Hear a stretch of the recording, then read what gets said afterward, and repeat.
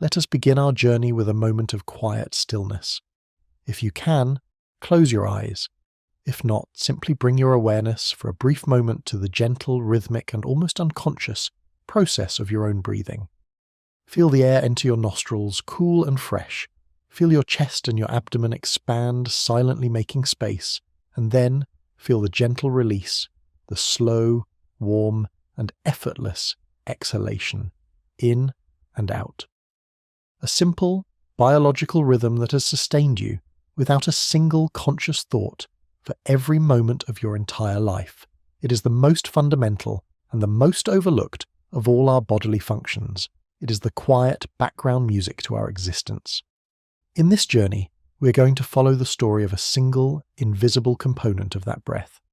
We are going to trace the epic and almost unbelievable history of a single molecule of oxygen, from its violent, cosmic birth across billions of years and unimaginable distances to its final, life-giving destination deep within one of the cells of your own body. This is not just a story of biology or of chemistry. It is a story of connection. It is a story that will reveal the profound and deeply intimate link between the grand cosmic drama of the stars and the quiet, microscopic and metabolic processes that are, at this very moment, animating your own physical form. The oxygen that you are breathing right now is an ancient and well-travelled messenger. It is a physical relic of a long-dead star. It is a piece of the cosmos that you have, for a brief and precious moment, invited into the private inner world of your own body. We will travel back in time to the fiery heart of a massive star, to witness the precise nuclear instant when the oxygen atom was first forged. We will ride the shockwave of a supernova explosion as that atom is cast out as a generous gift into the cold, empty darkness of interstellar space. We will drift for eons in a vast primordial cloud, and we will witness the slow, patient chemistry that bound our oxygen atom into a molecule of water, and then, billions of years later, the biological revolution that liberated it into the air we breathe, and then we will follow that molecule on its final and most personal journey. We will travel with it, in a single inhalation, into the delicate branching labyrinth of your lungs, across the impossibly thin barrier into your bloodstream, and into the warm, rhythmic embrace of your heart. We will ride the great arterial river to a single waiting cell, and we will witness the final, beautiful and silent act of chemical sacrifice that releases the energy that allows you to think, to feel, and to be alive. Our story begins in a place and a time that is almost beyond our ability to comprehend. We must leave our familiar terrestrial world behind. We must leave our sun, our solar system, and even our own quiet corner of the galaxy. We must travel back in time, billions of years, to a period before the Earth, or the sun, or even the cloud from which they were born had yet to exist. Our destination is the heart of a star, but it is not a star like our sun. It is a massive, brilliant, and blue-white giant, a star perhaps 20 times the mass of our own, and it is in the final, dramatic and creative throes of its short and spectacular life. For millions of years, this massive star has been a stable, main sequence star, just like our sun, but on a much grander scale. Its immense gravitational pressure has created a core that is far hotter and far denser than the sun's, and in this core, it has been fusing hydrogen into helium, but not through the slow, patient, proton-proton chain that our sun uses. It has been using a much more rapid and much more powerful catalytic cycle, the CNO cycle, which uses carbon, nitrogen, and oxygen as intermediaries. It has been burning through its hydrogen fuel at a furious and profligate rate. Its life has been brilliant, but it has been brief. Now, after only a few short million years, the hydrogen in its core is exhausted. The core is now an inert ball of helium ash. And just as we saw in the future story of our own sun, the star's equilibrium is broken. The helium core collapses under its own immense gravity, and it heats up dramatically. The outer layers of the star swell up, and it becomes a red supergiant, a vast, luminous, and terrifyingly large star, hundreds of times the size of our sun. As the helium core collapses, its temperature soars. It eventually reaches the critical ignition temperature of 100 million degrees Kelvin. And now a new and more powerful kind of nuclear fusion can begin. The helium nuclei, the ash of the previous hydrogen-burning phase, can now begin to fuse together. This is the triple alpha process. In a two-step reaction, 3 helium-4 nuclei, which are also known as alpha particles, are fused together to create a single, new, and stable nucleus, a nucleus of carbon-12. The star has found a new lease on life. It is now a helium-burning star. The energy from this new helium fusion in the core creates a new outward pressure that halts the core's collapse and establishes a new, temporary state of equilibrium. But in a star this massive, the story does not end there. The helium fuel in the core is consumed even more rapidly than the hydrogen was. After only a few 100,000 years, the helium in the core is exhausted. The core is now an inert ball of carbon ash, and the cycle repeats, but at an even more accelerated and more extreme pace. The inert carbon core collapses under its own gravity. The temperature and the pressure skyrocket. The core becomes so hot that the carbon nuclei themselves can begin to fuse together. This carbon burning creates a host of new, heavier elements, such as neon, sodium, and magnesium. And it is here, in this frantic, high-temperature and high-pressure environment, that our oxygen atom is finally born. The primary reaction that creates oxygen in the heart of a massive star is a simple and elegant one. A nucleus of carbon-12, which was created by the triple alpha process, fuses with another free helium-4 nucleus. The result is a single, new, and incredibly stable nucleus, a nucleus of oxygen-16. An oxygen-16 nucleus contains 8 protons and 8 neutrons. It is the most common and the most stable isotope of oxygen. Let us pause and contemplate this single, nuclear moment. This is the birth of our oxygen atom. It is an act of pure cosmic alchemy. A piece of a star has been transformed. The simple, primordial elements of the Big Bang, the hydrogen and the helium, have been patiently and sequentially fused together through a series of stellar life and death cycles into this new and more complex substance. The oxygen atom that will, billions of years in the future, be a part of your breath has just been forged. The star is now a place of incredible and complex chemical activity. It has developed a beautiful and tragic onion-like structure. At its very centre, the carbon in the core is being fused into heavier elements. In a shell surrounding this core, helium is being fused into carbon and oxygen, and in a larger outer shell, hydrogen is still being fused into helium. The star is burning multiple fuels at once in a series of nested, concentric, and ever hotter fusion shells. But each new fusion stage is less efficient and lasts for a shorter period of time than the one before it. The hydrogen-burning phase lasted for millions of years. The helium-burning phase lasted for hundreds of thousands of years. The carbon-burning phase will last for only a few hundred years. The process continues in a frantic and desperate race against the final gravitational collapse. The neon is fused into oxygen and magnesium. The neon-burning phase lasts for about a year. And then the oxygen itself begins to fuse. At a temperature of over 1 billion degrees, the oxygen nuclei can fuse together to create even heavier elements, like silicon and sulfur. The oxygen-burning phase lasts for about 6 months. Finally, the silicon begins to fuse in a complex chain of reactions that creates all the elements up to iron. The silicon-burning phase is the star's last, desperate, and incredibly brief stand against gravity. It lasts for only about a single day. And with the creation of iron, the story of stellar nucleosynthesis, the story of the creation of the elements within a star, comes to a dramatic and an abrupt end. Iron-56 has the most stable and the most tightly bound nucleus of all the elements. To fuse iron into heavier elements does not release energy. It consumes energy. The star has reached a nuclear dead end. The core is now an inert and rapidly growing ball of pure iron ash. There is no new nuclear fire that can be ignited to hold back the final gravitational collapse. The star has run out of options. The delicate and long-fought battle between gravity and pressure is about to be lost decisively and catastrophically. Our newly formed oxygen atom is now sitting in one of the outer fusion shells of this dying supergiant star. It is a tiny, insignificant part of a vast and incredibly complex stellar engine that is on the very brink of a spectacular and world-changing death. It has been forged in the heart of a star, a place of unimaginable temperature and pressure. It is a child of the stars, a piece of concentrated cosmic creation. To contemplate this stellar forge is to understand the deep and profound origin of the very substance of our world and of our bodies, the calcium in our bones, the carbon in our genes, the iron in our blood, and the oxygen in our breath were not created on Earth. They are all the recycled chemical ashes of a generation of massive and long-dead stars. We are, in the most literal and most beautiful sense of the word, stardust. Our story, the story of our bodies, does not begin on this planet.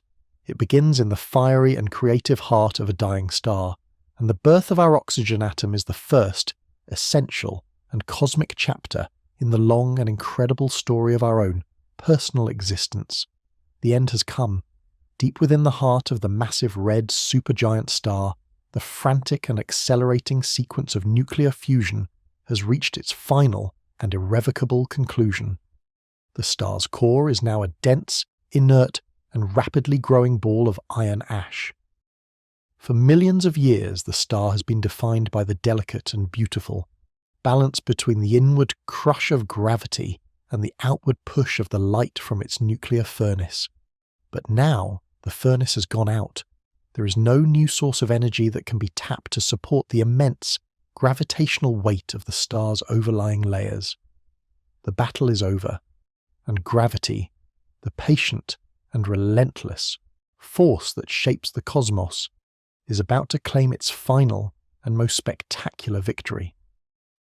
The iron core, which is about the size of the Earth but contains the mass of 1.5 suns, is now supported only by a quantum mechanical pressure, electron degeneracy pressure. But as the last silicon-burning shell dumps its final iron ash onto the core's mass exceeds a critical physical limit, the Chandrasekhar limit. In this moment, the electron degeneracy pressure fails catastrophically. The core has no support, and it begins to collapse. This is not a slow, gentle contraction. It is a sudden and almost instantaneous implosion of unimaginable violence. The core collapses in on itself at a staggering speed, reaching up to 1/4 of the speed of light. In less than a second, a volume the size of the Earth is crushed down into a dense and almost perfectly spherical object that is only about 20 kilometers across. The core has become a proto-neutron star. As the core collapses, the protons and the electrons within it are crushed, together with such immense force that they merge in a process called inverse beta decay to form neutrons and neutrinos. The core is now a solid and almost perfectly pure ball of neutrons, packed together with the density of an atomic nucleus. A single teaspoonful of this neutron star material would have a mass of over 1 billion tons. This sudden and catastrophic collapse of the core releases a truly biblical amount of gravitational potential energy. And it is this energy that will power the supernova explosion. The implosion of the core is so rapid that the outer layers of the star, the vast gaseous envelope that contains our newly formed oxygen atom, are for a brief moment left behind. They begin to rain down in freefall onto the surface of the newly formed and ultra-dense neutron star. When this infalling material, travelling at a significant fraction of the speed of light, smashes into the hard, unyielding surface of the neutron star, it creates a shockwave of almost unimaginable power. This shockwave, a titanic spherical wall of pure kinetic energy, begins to travel outwards, back through the infalling material with the mission of blowing the rest of the star apart. But the shockwave falters. The infalling material is so dense that the shockwave stalls, losing its energy as it tries to push its way out. For a brief and crucial moment, it seems as though the explosion will fail and the star will collapse into a black hole. And it is here that the other ghostly particle of the core's collapse, the neutrino, plays its heroic and decisive role. The collapse of the core has released a truly staggering number of neutrinos. For a few brief seconds, the energy being carried away from the core by these neutrinos is greater than the total combined luminosity of all the other stars in the observable universe. The vast majority of these neutrinos stream out of the star as if it were not there, but a tiny and almost insignificant fraction of them, perhaps only about 1%, are absorbed by the dense, superheated material that is stalled just behind the shockwave. This tiny, fractional deposit of the immense neutrino energy is enough. It is the final, crucial push that re-energizes the stalled shockwave. The shockwave is reborn, and it now has enough power to complete its mission. The re-energized shockwave tears outwards through the remaining overlying layers of the star at a speed of over 10,000 kilometers per second. It is a spherical and expanding tsunami of pure, destructive, and creative energy. As it passes through the various onion-like layers of the star, it heats them to billions of degrees, triggering a final, explosive, and fleeting burst of nuclear fusion. This is explosive nucleosynthesis, and it is in this final, fiery instant that many of the elements in the universe that are heavier than iron are created. And then, the shockwave reaches the surface of the star. It bursts forth into the cold, empty vacuum of interstellar space, and the star as a visible object explodes. This is the supernova. In a single, brilliant flash, the star becomes as luminous as an entire galaxy of 100 billion ordinary stars. It can outshine all of its neighbours, and can be seen, even with the naked eye, across vast intergalactic distances. Our oxygen atom, which has been sitting, patiently, in one of the outer layers of the star, is now caught up in this expanding fiery cataclysm. It is accelerated in an instant, from a near standstill to a speed of thousands of kilometers per second. It is now part of a vast and rapidly expanding cloud of stellar debris, a supernova remnant. To contemplate the supernova is to witness one of the most powerful and most important events in the entire cosmic story. It is an act of almost unimaginable violence, the complete and total destruction of a star. But it is also an act of profound and generous creation. The supernova is the universe's primary distribution mechanism. The heavy elements that were so patiently and so carefully forged in the heart of the star over the course of millions of years, the carbon, the oxygen, the silicon, the iron, would have remained forever locked away within the star's gravitational embrace. The supernova is the event that shatters that embrace. It is the star's dying and generous act of scattering its own chemically enriched substance back into the void. The supernova remnant, this beautiful and expanding cloud of gas and dust, is now a rich and fertile chemical seed. It contains all of the elements that are necessary to build new and more complex things. It contains the ingredients for new stars, for new planets, and ultimately for life itself. Our oxygen atom is now a free agent. It has been liberated from the star that created it. It is now a tiny and almost insignificant part of a vast and beautiful cosmic cloud, a cloud that is glowing with the light of the explosion that created it, a cloud that is expanding and cooling as it mixes with the tenuous pre-existing gas and dust of the interstellar medium. The supernova is the star's dying breath. It is a breath that seeds the cosmos with the potential for new life. The death of one massive star is the necessary and beautiful precondition for the birth of 1,000 new and smaller stars, and for the countless rocky planets that may one day orbit them. Our oxygen atom's journey has just begun. It has been born, and it has been released. It is now a traveller, a wanderer in the vast and silent darkness between the stars. It will drift for millions of years on the slow, gentle currents of the galaxy, a silent and patient messenger from a long-dead and long-forgotten star. Its final and most important destination is still billions of years and thousands of light years in its future. But the first and most violent chapter of its story is now complete. It is a child of the supernova, a gift to the cosmos, a tiny and precious seed of future possibility. The brilliant and violent flash of the supernova has faded. The expanding and glowing remnant has cooled and has dispersed, its precious and newly forged elements mixing over the course of millions of years with the vast and tenuous gas and dust of the interstellar medium. Our oxygen atom, born in the heart of that long-dead star and liberated by its final explosive breath, is now a solitary wanderer in the immense and silent darkness between the stars. It is a tiny and almost insignificant speck of matter, drifting on the slow, majestic and galactic currents. Its journey is now a quiet and a patient one.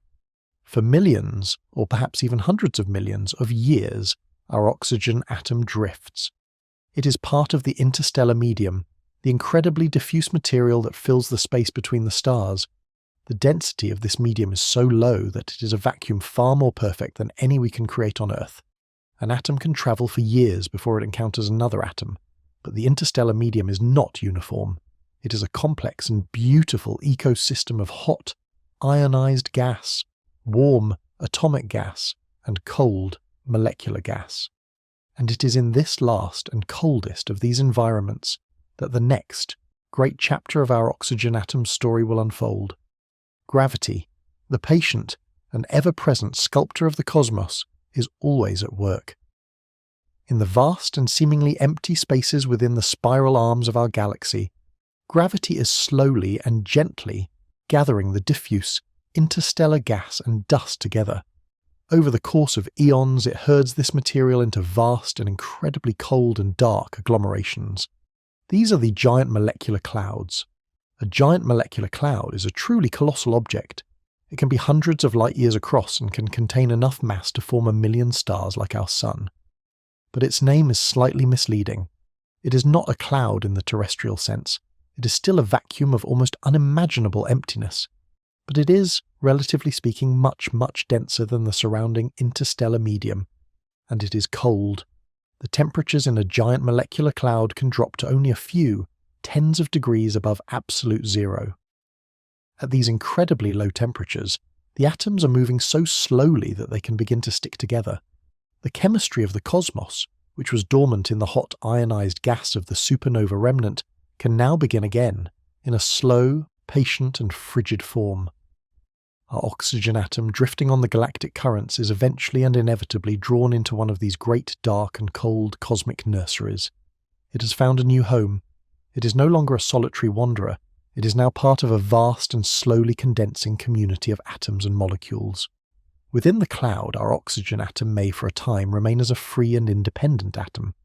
But the conditions are now right for it to begin to form chemical bonds. The most important and most abundant atom in the cloud is hydrogen, the simplest and lightest of all the elements. And the chemistry between oxygen and hydrogen is one of the most fundamental and most powerful in the entire universe. On the cold and dusty surfaces of the tiny microscopic grains of silicate and carbon dust that are mixed in with the gas of the cloud, a slow and patient chemistry begins to take place. These dust grains act as tiny cosmic and catalytic meeting places. An oxygen atom may land on the surface of a dust grain, a hydrogen atom may land nearby, and on the cold and stable surface of the grain they can find each other. They can react, they can form a bond. Our oxygen atom may first bond with a single hydrogen atom to form a hydroxyl radical, OH. And then this hydroxyl radical may encounter another hydrogen atom, and a second chemical bond can be formed. The result is a single, new and incredibly stable and familiar molecule, a molecule of water, H2O. Let us pause and contemplate this quiet and profoundly important moment. Our oxygen atom, which was forged in the heart of a star, has now entered into a chemical marriage. It has bonded with two primordial hydrogen atoms, atoms that were likely created in the Big Bang itself. The ancient stellar ash has combined with the ancient cosmic fuel. The result is a molecule that will become the single, most important chemical ingredient for the story of life. This process is happening all over the giant molecular cloud. A significant fraction of the oxygen in the cloud is being locked up in the form of water ice, which forms as a thin frosty coating on the surfaces of the dust grains. The cloud is becoming a vast and cosmic repository of frozen and life-giving water. But the cloud is not a static object. It is a dynamic and a turbulent place, and gravity is still at work. Within the vast and sprawling cloud, there are regions that are slightly and almost imperceptibly denser than their surroundings, and these regions begin to contract under their own self-gravity. These are the dense cores, the stellar embryos that are hidden deep within the larger molecular cloud. One of these dense cores, a small and insignificant part of the larger galactic cloud, is destined to become our own solar system.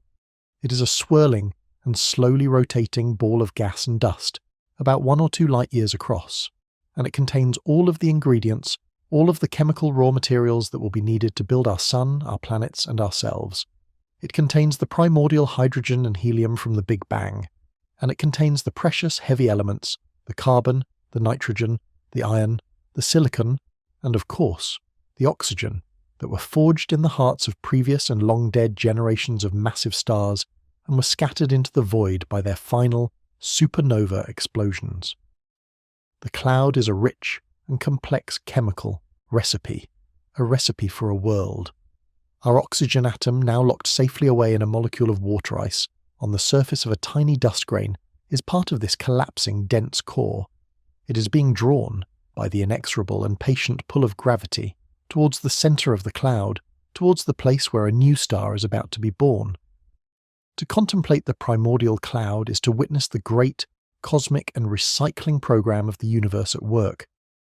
It is to see how the death of one generation of stars provides the raw materials for the birth of the next. It is to understand that our solar system was not built from scratch, but was built from the carefully prepared and chemically enriched ashes of a previous cosmic age. The story of our oxygen atom is now entering a new and more focused phase. It is no longer a wanderer in the interstellar void. It is now part of a single, coherent, and self-gravitating object. It is an ingredient in a recipe, and the oven is now being preheated. The slow, patient, and chemical story of the cosmos is about to become the slow, patient, and geological story of a single and very special solar system. Our oxygen atom is no longer a solitary wanderer. It has found a home deep within the cold, dark, and collapsing heart of a giant molecular cloud. It is a tiny but essential ingredient in the primordial recipe for a new solar system, but it is still at this point a free and unattached atom. Its story is about to take a profound and a pivotal turn. It is about to enter into the most important and the most enduring chemical relationship of its long and cosmic life. It is about to become part of a molecule of water. Let us descend into the microphysical world of the cold, dense, and pre-solar cloud. The environment here is one of extreme cold, only a few tens of degrees above absolute zero. The gas is a mixture of the most abundant primordial elements, hydrogen and helium, seasoned with a precious and almost insignificant dusting of the heavier elements, like carbon, nitrogen, and our oxygen atom, which were forged in the hearts of earlier and long-dead stars. Mixed in with this gas are tiny microscopic grains of dust. These dust grains are the unsung and essential heroes of cosmic chemistry.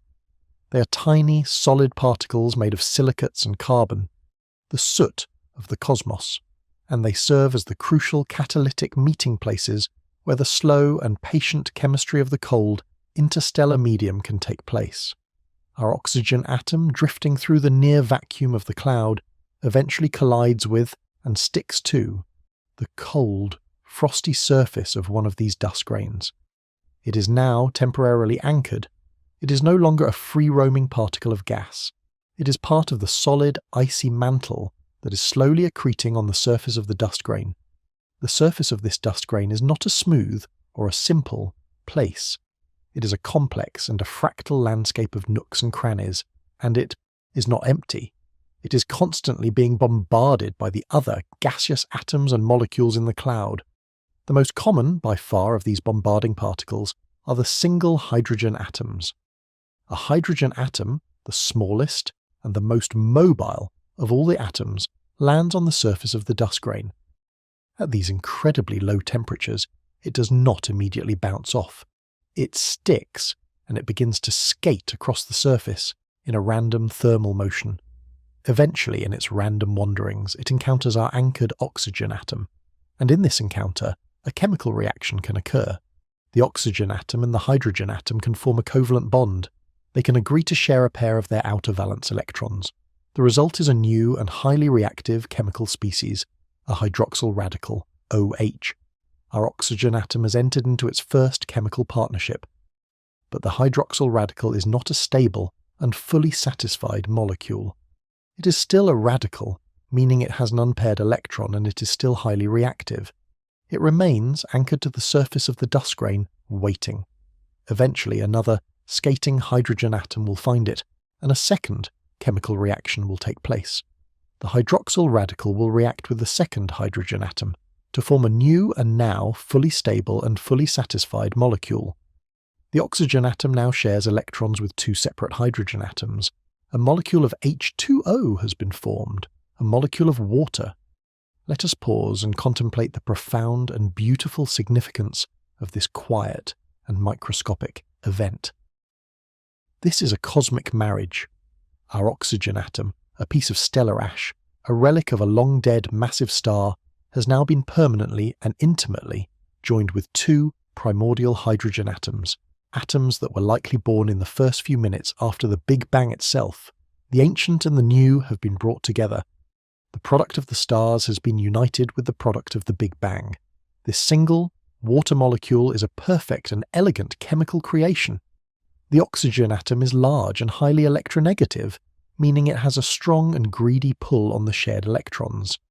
The two hydrogen atoms are small, and their single proton nuclei are left slightly and positively charged. The result is a polar molecule, a molecule with a slight negative charge on its oxygen end, and a slight positive charge on its hydrogen end. It is like a tiny microscopic magnet, and it is this polarity that is the secret to all of water's remarkable and life-giving properties. It is why water is such an excellent solvent, the universal solvent, capable of dissolving more substances than any other liquid.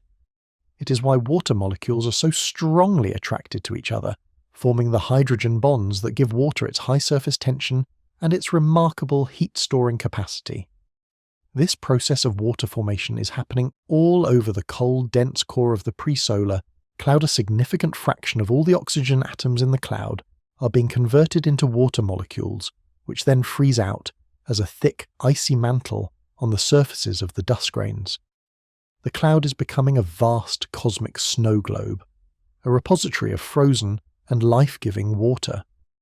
Our water molecule is now part of this icy dust grain, and this dust grain is part of the great inward gravitational collapse of the cloud. The cloud is spinning, and as it collapses it flattens out like a spinning ball of pizza dough into a vast rotating and protoplanetary disk. At the centre of this disk the density and the temperature are soaring. A new star, our Sun, is being born. But in the outer, cooler regions of the disk the icy dust grains remain, and they begin to stick together. This is the process of accretion, the slow, patient and bottom-up construction of the planets. The tiny microscopic dust grains collide, and they stick, forming larger, fluffy aggregates. These aggregates collide, and they stick, forming kilometre-sized planetesimals. And these planetesimals, now large enough to have a significant gravitational pull of their own, begin to attract and to collide with each other in a slow and often violent process of planetary formation.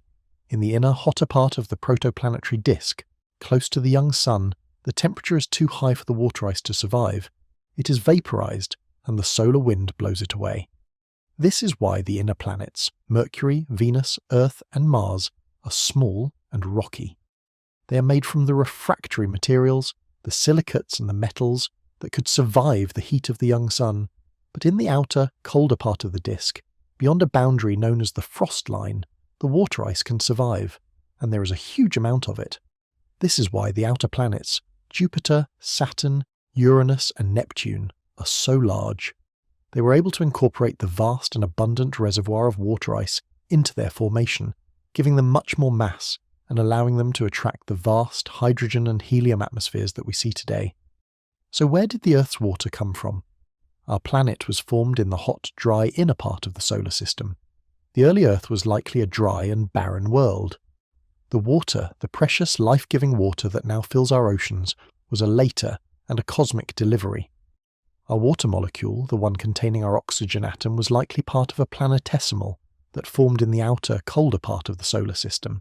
It was part of a comet, or a water-rich carbonaceous asteroid. And in the chaotic early days of the solar system, in a period known as the Late Heavy Bombardment, the gravitational influence of the giant outer planets, particularly Jupiter, sent a shower of these icy bodies, these cosmic water bombs, hurtling into the inner solar system. One of these comets, or these asteroids, on its long and arcing journey from the outer solar system collided with the young and still forming Earth. In a violent and fiery impact the comet was vaporized, and our water molecule, after its long and cosmic journey, was finally delivered to its new and permanent home. To contemplate the water molecule is to appreciate the power and the patience of cosmic chemistry. It is to see how the simple and abundant elements of the universe can be brought together in the cold, dark nurseries of the stars to form the single, most important and most beautiful molecule for life. And it is to understand that the water in our oceans, the water in our bodies, the water that we drink, is not native to our planet. It is a gift from the outer, colder and more distant reaches of our own solar system. It is a gift from the comets. The delivery has been made. Our water molecule, after its long and epic journey from the heart of a dying star through the cold, dark void of interstellar space and across the vast and chaotic expanse of the young solar system, has finally arrived at its destination. It has been delivered to the surface of the young and still forming planet Earth in the fiery and violent impact of a comet or a water-rich asteroid. The cosmic part of its journey is over. The geological and the biological part of its story is about to begin. Let us try to imagine the scene on this young Hadean Earth, some 4.5 billion years ago. The planet is a hellish and almost unrecognizable world. It is a world of rock and fire. The surface is a global and molten magma ocean, heated by the constant and violent rain of impacting planetesimals and by the intense radioactive decay of the short-lived elemental isotopes in its interior. The skies are dark and dusty, orange, filled with the smoke and the ash of constant volcanic eruptions. There is no solid ground, there are no oceans, and there is no breathable air. The impact of the water-bearing comet is a cataclysmic event. The immense kinetic energy of the impact is converted in an instant into heat. The comet and a large part of the Earth's crust that it strikes are vaporized. Our water molecule is torn apart, its constituent oxygen and hydrogen atoms momentarily dissociated by the intense heat. But as the fireball from the impact expands and cools, these atoms quickly recombine. Our water molecule is reformed, and it is now in the form of a gas, water vapor or steam. This steam is blasted high into the young and tenuous terrestrial atmosphere, and it joins a vast and growing amount of other gaseous water that is being delivered by the constant cometary bombardment and is also being outgassed from the planet's own hot interior through the countless volcanic vents that dot the surface. The young Earth's atmosphere is becoming incredibly and almost unimaginably humid. It is a thick, dense and suffocating blanket of steam, mixed with the other volcanic gases like carbon dioxide, nitrogen and sulfur dioxide. The atmospheric pressure at the surface is perhaps hundreds of times what it is today, and the temperature is scorching, hot enough to melt lead. The Earth is now a giant and planetary-scale pressure cooker. The thick, steam-filled atmosphere acts as a powerful greenhouse blanket, trapping the heat from the molten surface and from the constant cosmic bombardment. The surface remains a molten magma ocean, far too hot for the water to condense into a liquid. For millions, or perhaps even tens of millions of years, this state of affairs persists. The Earth is a world of steam and rock. Our water molecule spends this long and fiery period of its life as a tiny and insignificant part of this vast and turbulent steam atmosphere. It is caught up in the powerful and chaotic atmospheric currents, a ghost in a planetary inferno. But slowly, patiently, and inexorably, things begin to change. The rate of the cosmic bombardment, the rain of impacting planetesimals begins to decrease. The solar system is slowly and gradually cleaning up its remaining construction debris, and the short-lived radioactive elements in the Earth's interior are decaying away, reducing the planet's internal heat production. The Earth is beginning to cool. As the planet cools, it reaches a critical and a beautiful threshold. The surface temperature of the magma ocean finally drops below the boiling point of water at the immense atmospheric pressures of the time. The molten rock begins to solidify. A thin, dark and basaltic crust begins to form on the surface of the planet. It is a fragile and a constantly recycled crust, frequently being broken up by the impacts of the remaining large asteroids and being torn apart by the powerful convective currents in the mantle beneath it. But it is a beginning. The Earth, for the first time, has a solid surface, and now a new and even more dramatic transformation can begin. As the atmosphere continues to cool, it reaches the dew point, the vast and almost unbelievable amount of water vapor that is held in the atmosphere can now begin to condense into liquid, water droplets. The first clouds begin to form in the upper cooler layers of the terrestrial atmosphere. And then it begins to rain. This is not a rain that we can easily imagine. It is a global and a torrential downpour of hot and acidic water falling from a dark and oppressive sky of steam onto a black and volcanic landscape. It is a rain that may have lasted for millions of years. It is the great primordial and planet-forming deluge. Our water molecule, which has been a part of the steam atmosphere for so long, is now caught up in this great condensation event. It becomes part of a liquid water droplet, and it falls out of the sky and onto the surface of the young and cooling Earth. As the rain falls, it cools the surface, allowing more and more of the crust to solidify, and it begins to fill the low-lying impact basins and the vast volcanic depressions. The first shallow and hot seas begin to form, and as the rain continues and continues and continues, these seas grow deeper and they merge until they form a single, vast and global ocean. The young Earth has been transformed. The world of steam and rock has become a water world. The sky has cleared. The thick and oppressive steam atmosphere has collapsed into a liquid global ocean, leaving behind a thinner and much more transparent atmosphere of nitrogen and carbon dioxide. The surface of the planet is now, for the first time, a place of relative and quiet calm. Our water molecule is now a part of this new and global ocean. It is a tiny and insignificant drop in a vast and planetary scale body of water. It is a world that is still alien and hostile to us. The water is hot and it is acidic. The sky is a pale orange-pink under a faint young sun, and there is no free oxygen to breathe. But the stage is now set. The environment has been created. The great chemical laboratory of the primordial ocean is now open for business. To contemplate the young Earth is to witness the slow and patient geological transformation of a planet. It is to see how a world can be born in fire and then be baptized by a great and planet-forming rain. It is to appreciate that the oceans, which we see as a permanent and an ancient feature of our world, were, in fact, a later and a dramatic addition, a gift from the sky. Our oxygen atom, locked safely away in its water molecule, has survived the fiery birth of our planet. It is now floating in a vast and quiet ocean, on a small and rocky world, waiting for the next, and by far the most remarkable, chapter in its long and slow chemical story. The origin of life. For over 1 billion years, our oxygen atom has been a quiet and a passive participant in the story of the Earth. It has been locked in a stable and a powerful chemical embrace with 2 hydrogen atoms as part of a water molecule. It has circulated in the great and planetary water cycle, from the vast global ocean to the nitrogen-rich and carbon dioxide-heavy atmosphere and back again. It has been a part of the medium, the universal solvent, in which the first simple and anaerobic life has emerged and has evolved. But it has not itself been an active player in the great biological drama. The living world, for the first 1 billion years of its existence, has been a world that has no need for free gaseous oxygen.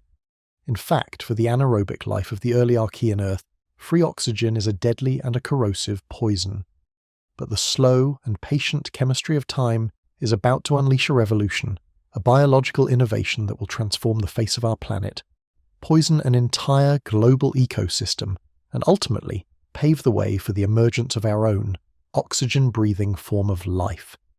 This is the story of the Great Oxidation Event, the most profound and the most significant pollution event in the history of our world. And it is the story of our oxygen atom's liberation. Our story begins in the sunlit surface waters of the primordial ocean about 2.7 billion years ago. Life is, at this point, still a purely microbial affair. The dominant life forms are the prokaryotes, the simple, single-celled organisms like bacteria and archaea that lack a complex internal cellular structure. They are all anaerobes, meaning they derive their energy from chemical processes that do not involve oxygen, such as fermentation or the reduction of sulfates. But a new and revolutionary kind of bacterium is beginning to emerge and to proliferate. These are the cyanobacteria, also known, somewhat misleadingly, as the blue-green algae. And these humble microscopic organisms have evolved a truly remarkable and a world-changing new biochemical trick. They have invented a new and much more powerful form of photosynthesis. Photosynthesis, the ability to convert the energy of sunlight into chemical energy, was not, in itself, a new invention. Other, more ancient bacteria had been doing it for hundreds of millions of years. But these earlier photosynthetic bacteria used a simpler, anoxygenic form of photosynthesis. They used chemicals like hydrogen sulfide or dissolved ferrous iron as their electron donor, the source of the electrons that they needed to power their photosynthetic reactions. But the cyanobacteria have evolved a new and much more complex and powerful molecular machine, photosystem II. And this new machine allows them to use a much more abundant and a much more readily available electron donor, the water molecule itself. Let us return now to our specific water molecule, the one containing our oxygen atom as it floats in the sunlit surface waters of the Archean Ocean. It is, by chance, absorbed by a cyanobacterium, and inside this tiny microbial cell it is drawn into the intricate molecular machinery of photosystem II. Here, in a process that is powered by the energy of 4 captured photons of sunlight, our water molecule, along with another neighbouring water molecule, is split apart. This is photolysis, the splitting of water by light. The chemical bonds that have held our oxygen atom in its stable and happy marriage with its two hydrogen atoms for over 1 billion years are, in an instant, broken. The hydrogen atoms, or more precisely, their constituent protons and electrons, are stripped away and are used by the cyanobacterium to power the creation of the energy storage molecules that will fuel its metabolism. They have been harvested, and our oxygen atom, now liberated from its long chemical partnership, is left over. It is, in a very real sense, a waste product. It is the exhaust, the garbage, of this new and incredibly powerful form of photosynthesis. And it does not remain as a single and highly reactive oxygen atom for long. It immediately and eagerly combines with another similarly liberated oxygen atom. The two oxygen atoms form a strong and a stable double covalent bond. A new, and for the time, a profoundly alien and dangerous molecule has been created. A molecule of free diatomic oxygen, O2. Our oxygen atom is now part of this new and gaseous molecule, and it is released by the cyanobacterium back into the surrounding ocean water. For the first few 100 million years of this new oxygenic photosynthesis, the free oxygen that is being produced does not build up in the ocean or in the atmosphere. It is immediately and effectively removed from the environment by a vast and planetary-scale chemical sink. The early Archean oceans were rich in dissolved ferrous iron, and free oxygen reacts very readily with dissolved iron, causing it to rust out of the ocean and to be deposited on the seafloor in thick and extensive layers of iron oxide. We can see the evidence for this great planetary rusting event today in the form of the vast, banded iron formations that are found in the oldest geological strata of the Earth. These beautiful and economically important rock formations, with their alternating layers of red iron oxide and dark silica-rich chert, are a fossilized record of the first tentative breaths of the cyanobacteria. They are the silent and stony testament to the slow and patient oxygenation of the Earth's oceans. But this great iron sink was a finite one.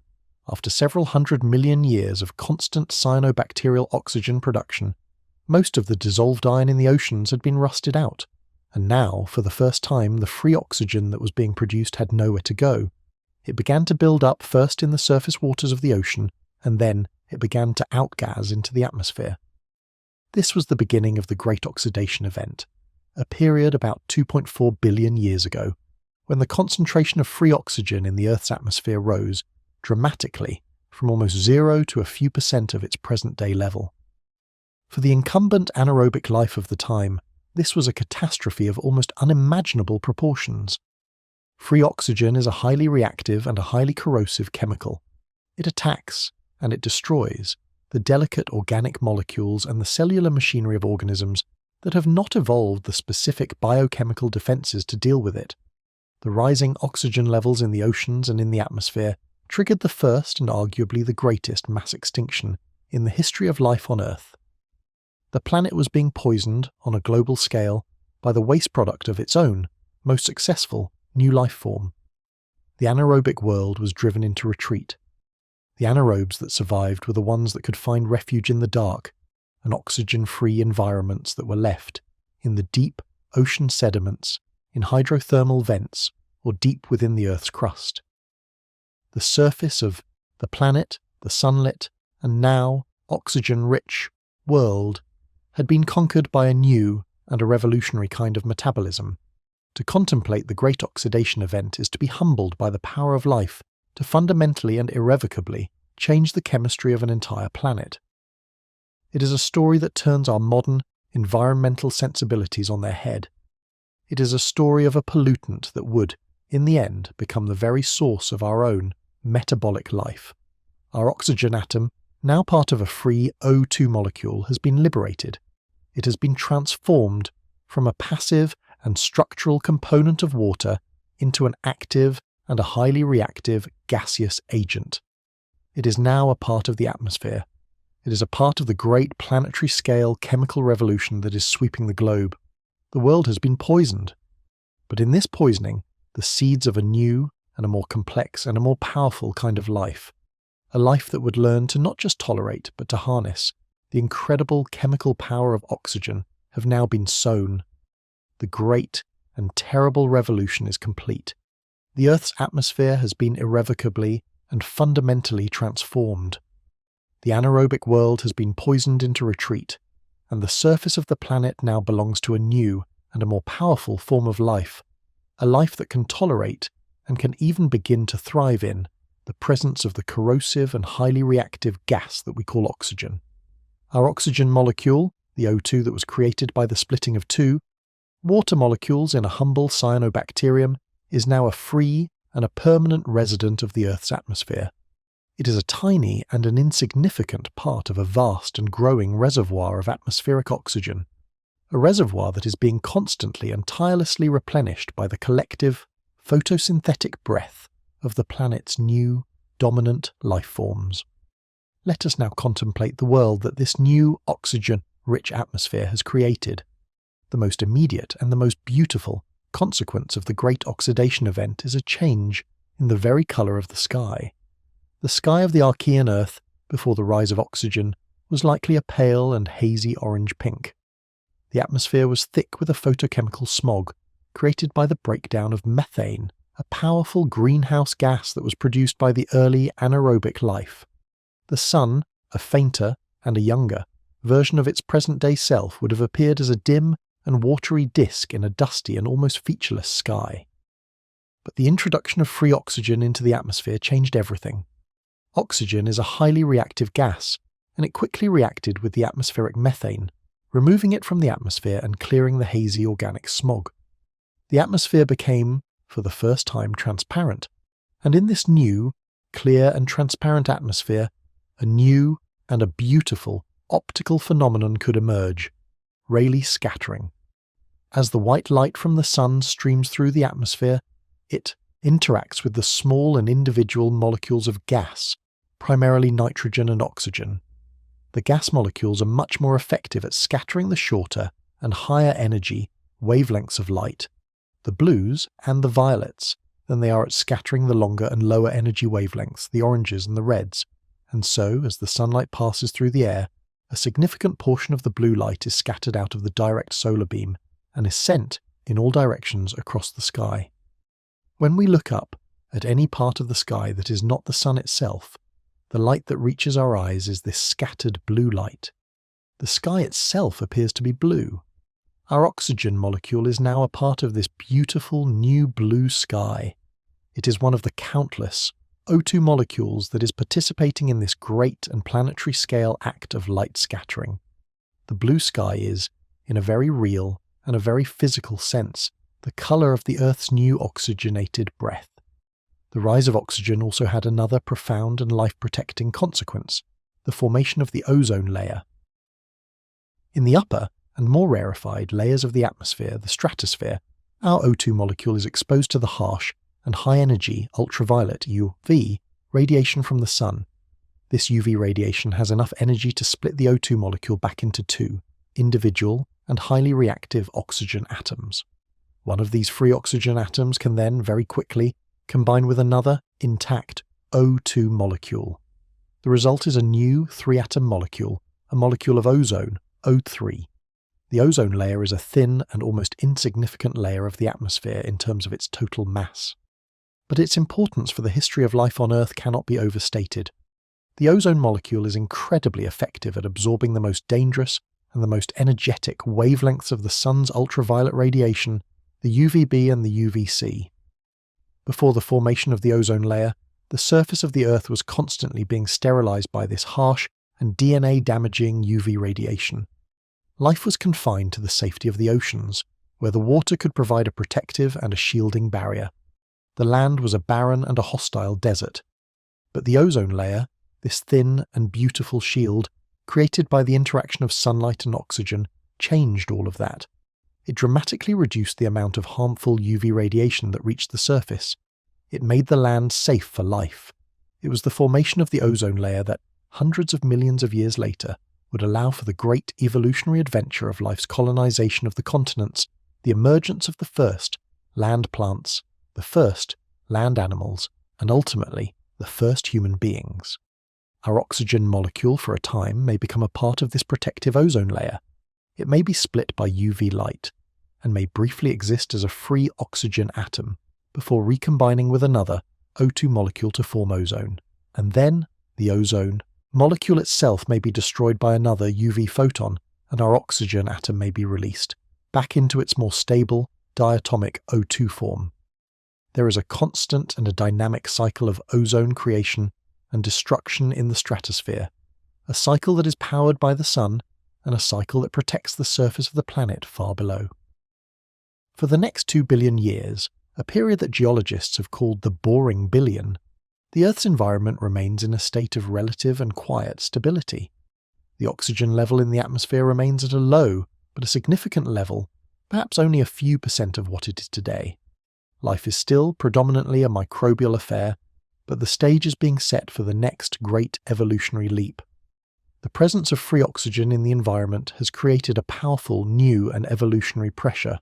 It has created a new and a highly rewarding metabolic prize for any organism that can figure out how to not just tolerate, but to harness the incredible chemical power of this highly reactive gas. The evolution of aerobic respiration, the ability to breathe oxygen, is the great and the defining biological innovation of this long and quiet period of Earth's history. And it is this innovation that will, eventually, lead to the emergence of the first complex eukaryotic cells, the ancestors of all animals, plants and fungi. It will lead to the Cambrian explosion, the sudden and dramatic appearance of all the major animal body plans, and it will lead ultimately to the evolution of a large-brained bipedal ape that will one day look up at the sky and will wonder why it is blue. Our oxygen molecule is now a part of this new and dynamic and life-giving atmosphere. It is a part of the planetary breath. It is a part of the blue sky. It is a part of the protective ozone shield. It has been transformed from a planetary poison into the very precondition for our own complex and beautiful form of life. Its long and patient journey is still far from over, but the world that it will one day help to animate, the world of animals, of consciousness, and of human beings, is now finally possible. For 2.5 billion years, our oxygen molecule has been a part of the great planetary breath. It has been a free and an independent agent in the Earth's atmosphere, a tiny and an insignificant component of the vast blue sky. It has been tossed by the winds, washed by the rains, and has participated, perhaps thousands of times, in the dynamic stratospheric dance of ozone creation and destruction. It has borne silent witness to the slow and patient evolution of life on the planet below, from the first complex eukaryotic cells to the great Cambrian explosion of animal diversity, from the greening of the continents to the long and majestic reign of the dinosaurs. It has been present in the air through all the great and dramatic chapters of life's history, and now, after a journey of almost unimaginable length and complexity, the final and most intimate chapter of its story is about to begin. Let us now travel forward to the present moment, to this very instant. A human being, you, are sitting quietly, and you take a breath. It is an act of almost complete and unconscious automation. It is a process that is governed by the ancient and reptilian parts of your brain, the brainstem, which has been tirelessly and faithfully commanding your diaphragm and your intercostal muscles to contract and to relax some 15 times a minute for every single moment of your entire life. You do not have to think about it. You do not have to will it. It simply happens. It is the gentle and rhythmic tide of life itself. In this single, quiet and unassuming inhalation, a volume of air, about half a litre, is drawn from the surrounding atmosphere and into your body. This air is a mixture of gases. It is about 78% nitrogen, a gas that is, for the purposes of our breath, almost completely inert. It's about 1% argon, and it contains trace amounts of other gases, like carbon dioxide and neon, and it is about 21% oxygen. And within this half litre of air, within this 21% fraction, is our specific and very well travelled oxygen molecule, the O2 that was forged in a star, liberated by a cyanobacterium, and has been waiting in the atmosphere for this very moment. The journey begins at the entrance to the respiratory system, the nostrils or the mouth. As the air is drawn in, it is immediately and efficiently prepared for its journey into the delicate inner world of the body. It is warmed to body temperature. It is humidified, saturated with water vapour to prevent the delicate lung tissues from drying out, and it is filtered.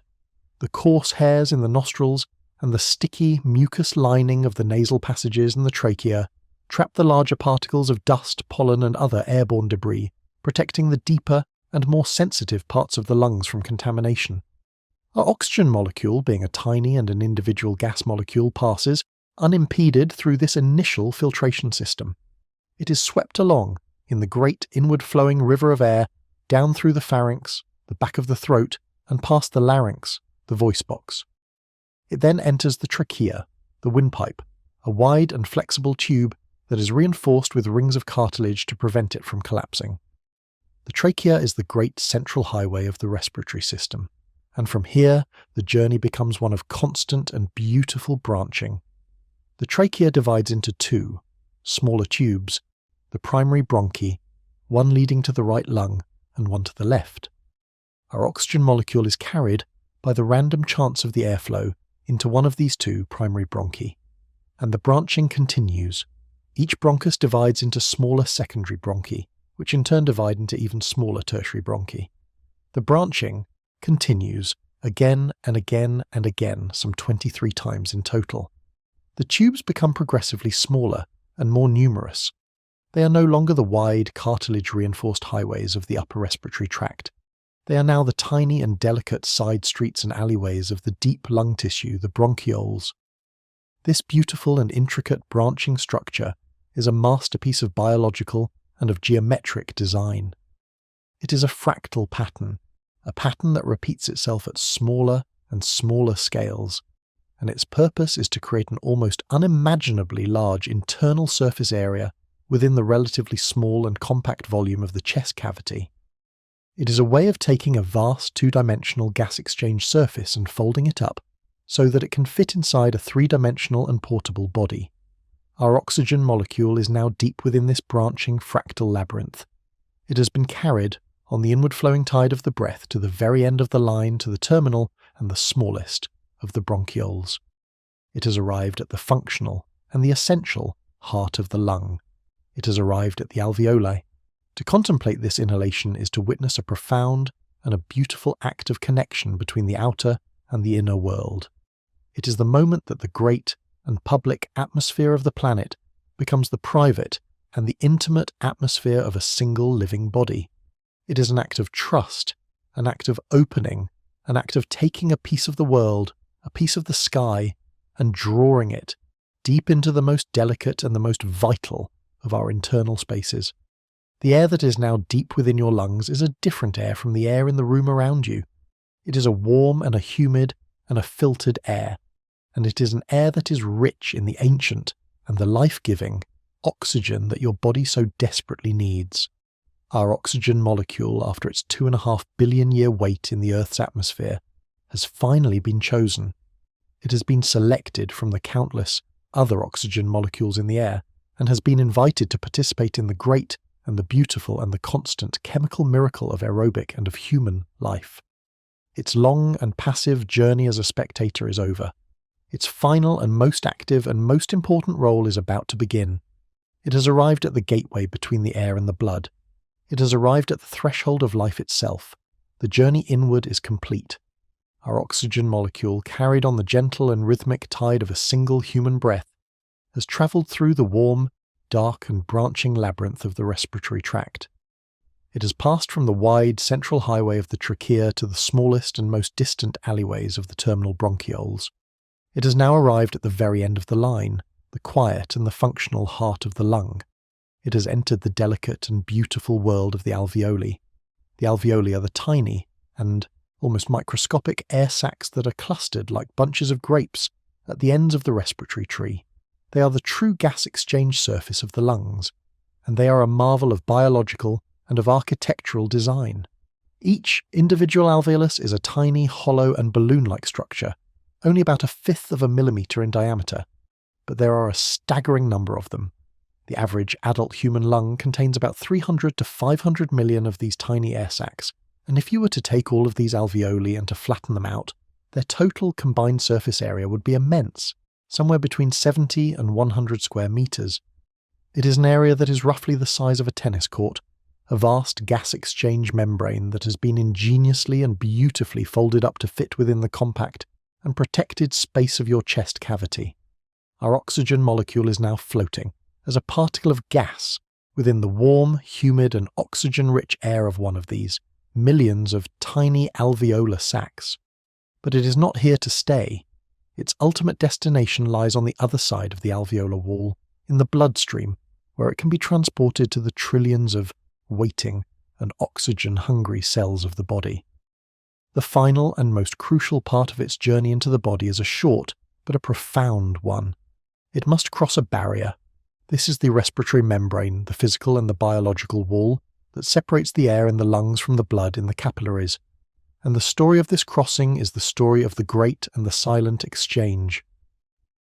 The respiratory membrane is a structure of almost unimaginable thinness and of perfect functional elegance. It is composed of 2 incredibly delicate and single-cell thick layers. The first is the wall of the alveolus itself, a thin and flattened layer of epithelial cells.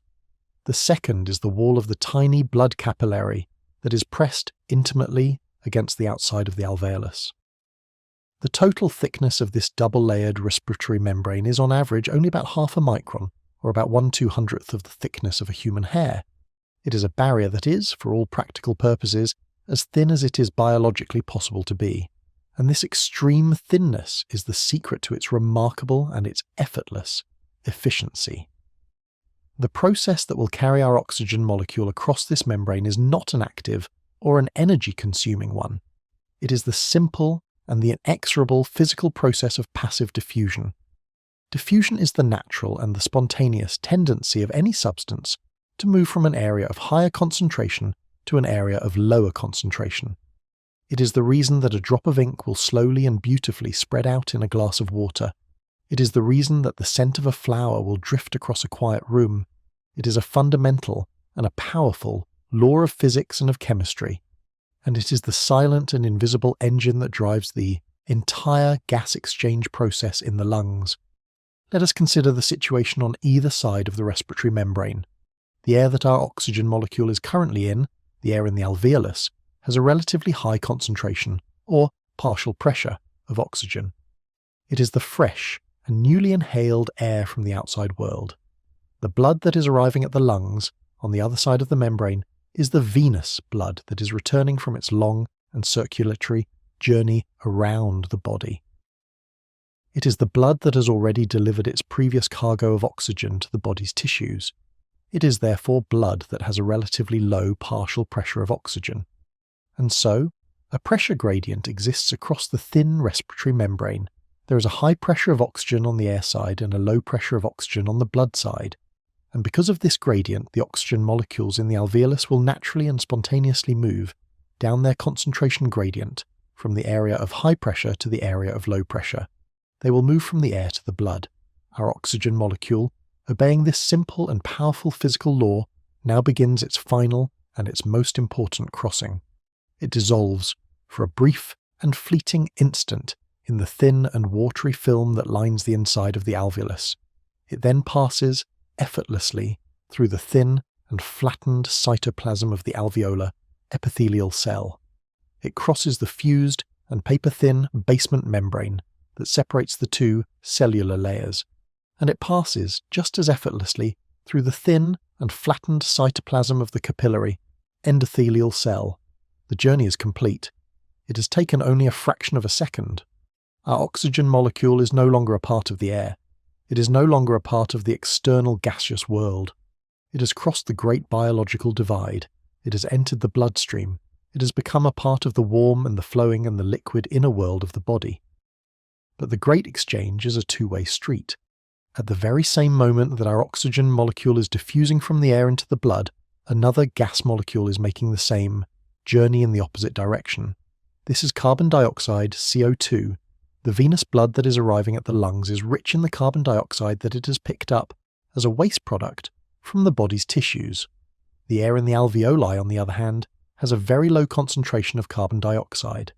And so, following its own partial pressure gradient, the carbon dioxide diffuses just as effortlessly from the blood into the air. This is the great and the silent and the beautiful exchange. It is the fundamental and the life-sustaining transaction of the breath. The body takes in the oxygen that it needs, and it releases the carbon dioxide that it must get rid of. It is a process of almost perfect and of almost magical efficiency, a process that is driven not by any conscious effort or by any complex biological pump, but by the simple and the elegant and the inexorable laws of physics. Our oxygen molecule is now floating, for a brief and a disoriented moment, in the plasma, the liquid and watery part of the blood. But it will not remain here for long. The plasma is not an efficient carrier of oxygen. A new and a specialized mode of transport is required. A biological ferry is waiting, a ferry that has been perfectly and beautifully designed over the course of hundreds of millions of years of evolution for the sole and the specific purpose of carrying oxygen. Our oxygen molecule is about to meet a molecule of hemoglobin. Our oxygen molecule has crossed the Great Divide. In a silent and an effortless act of passive diffusion, it has passed through the impossibly thin respiratory membrane of the alveolus and has entered the bloodstream. It is now, for the first time, a part of the warm and the flowing and the liquid inner world of the body. It is floating for a brief and a disoriented moment in the plasma, the watery and straw-coloured fluid that makes up the bulk of the blood. But this is a temporary and an inefficient state of being. Oxygen does not dissolve well in water. If our bodies had to rely on the simple physical dissolution of oxygen in the blood plasma to transport it to our tissues, our circulatory system would be woefully and fatally inadequate. We would need a heart the size of a small car and a circulatory rate that would be physically impossible to sustain. But evolution, in its slow and its patient and its beautiful wisdom, has solved this problem. It has created a specialized and an incredibly efficient oxygen transport system. It has created the red blood cell, and within it, the remarkable and the life-giving molecule of hemoglobin. Our oxygen molecule is about to be picked up by its own personal and perfectly designed biological ferry. Let us now enter the world of a single red blood cell. It is a beautiful and a strangely elegant object. It is not a sphere, but a biconcave disc, a shape like a tiny and a flattened and a dimpled cushion. This unique and enucleated shape is a masterpiece of functional design. It provides a huge surface area to volume ratio, which facilitates the rapid and the efficient diffusion of gases into and out of the cell. And it makes the cell incredibly flexible, allowing it to squeeze, single file, through the narrowest and the most constricted of the body's capillaries, some of which are even narrower than the red blood cell itself. The red blood cell is, in essence, a tiny and a flexible and a biological bag.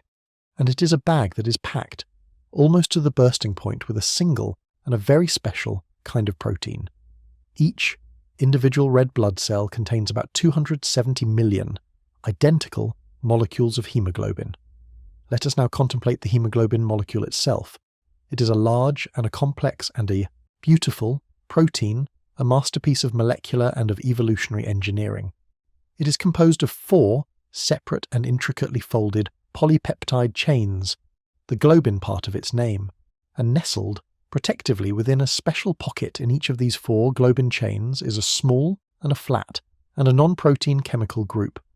This is the heme group, and at the very heart of each of these 4 heme groups sits a single and a solitary atom of iron. This iron atom is the functional and the essential heart of the hemoglobin molecule. It is the specific and the precise location where our oxygen molecule will bind. The iron atom is the active site, the molecular seat on the biological ferry. And so our oxygen molecule, which has just diffused from the alveolus into the blood plasma, now continues its diffusive journey. It passes effortlessly through the cell membrane of a nearby red blood cell. And inside the crowded and the protein-packed cytoplasm of the red blood cell, it finds, and it binds to, the iron atom at the center of a heme group on one of the 270 million hemoglobin molecules. The bond that it forms is a weak and a reversible one. It is not the strong and the permanent covalent bond that holds the 2 oxygen atoms together in the O2 molecule. It is a looser and a more temporary coordination bond. The oxygen does not react with the iron in the way that it would if it were to rust it. It simply and gently associates with it. It sits on the seat. This reversibility is crucial. The hemoglobin must be able to not only pick up the oxygen in the lungs, but also to release it just as easily in the tissues. The binding of our oxygen molecule to its heme group triggers a subtle but a profound change in the shape of the entire hemoglobin molecule. It is a process known as cooperative binding. The binding of the first, oxygen molecule, makes it easier for the second, oxygen molecule, to bind to its heme group on an adjacent globin chain, and the binding of the second makes it easier for the third, and the binding of the third makes it easier for the fourth. The hemoglobin molecule, in a sense, breathes. As it binds to oxygen, it changes its shape, from a tense T state to a relaxed R state, a state that has a much higher affinity for oxygen. This beautiful and an elegant piece of molecular and of allosteric engineering is the reason that the hemoglobin is so incredibly efficient at what it does.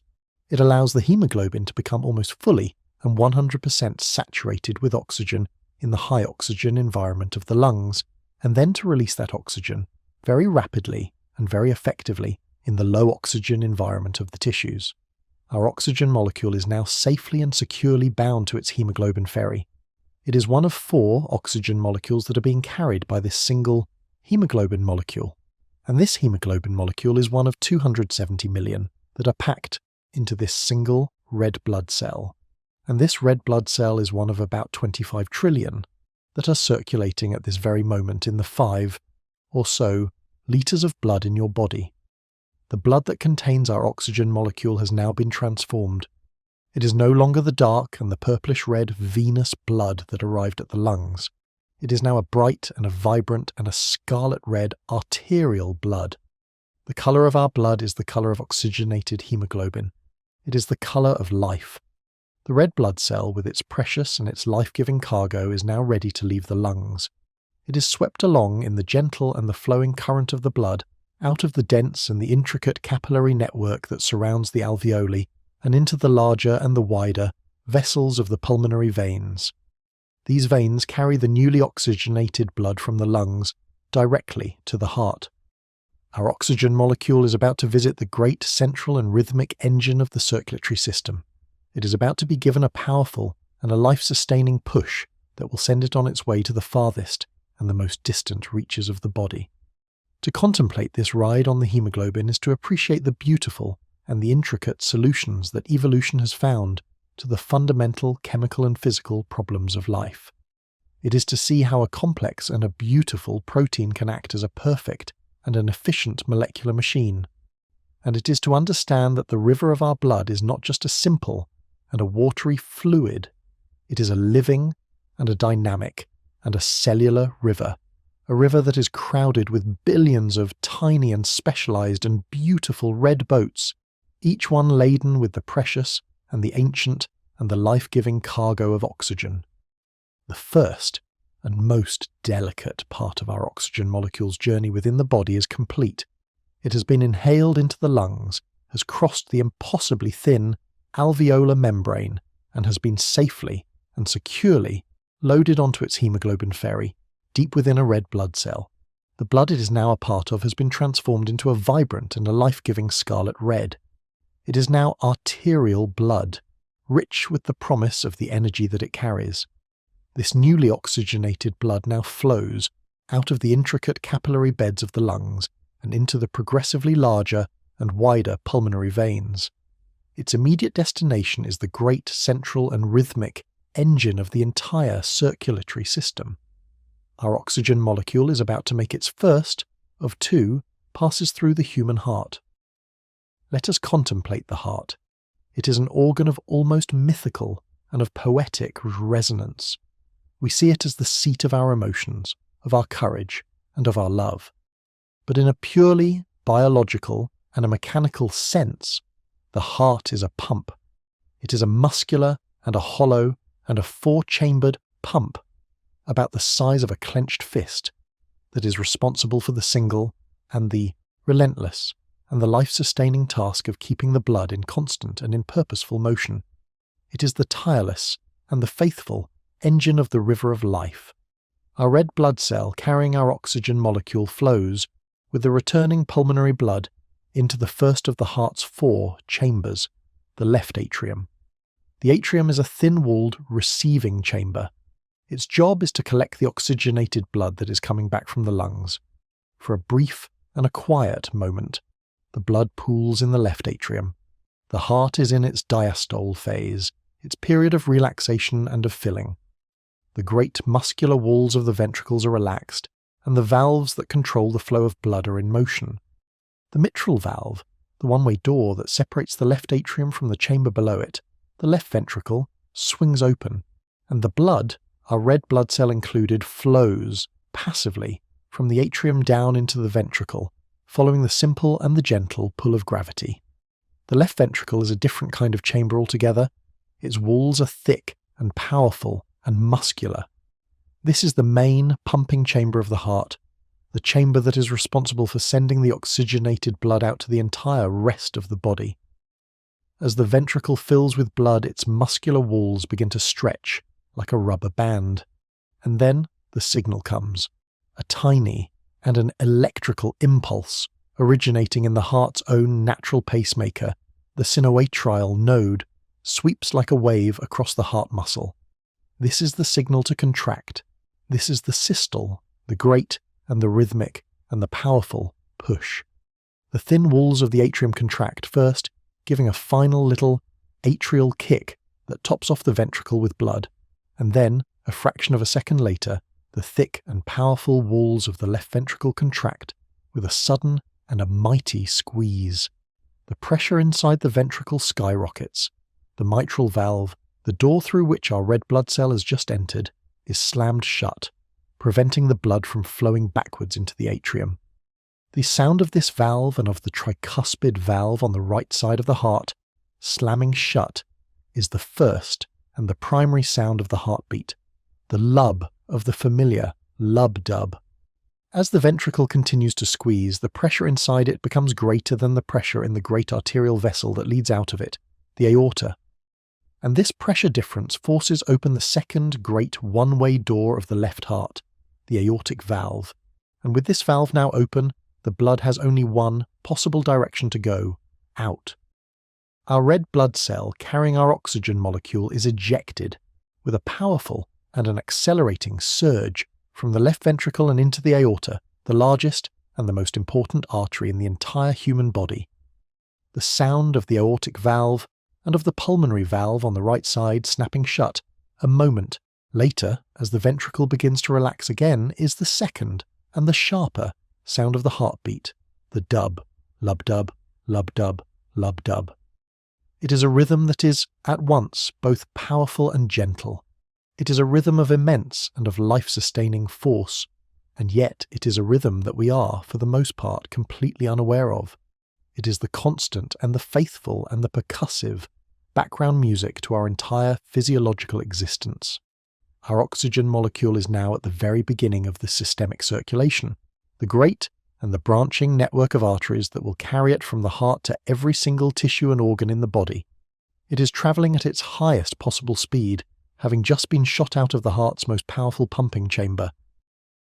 The aorta, the great arterial trunk, arches up over the top of the heart and then descends down through the chest and the abdomen, giving off smaller and smaller arterial branches along the way.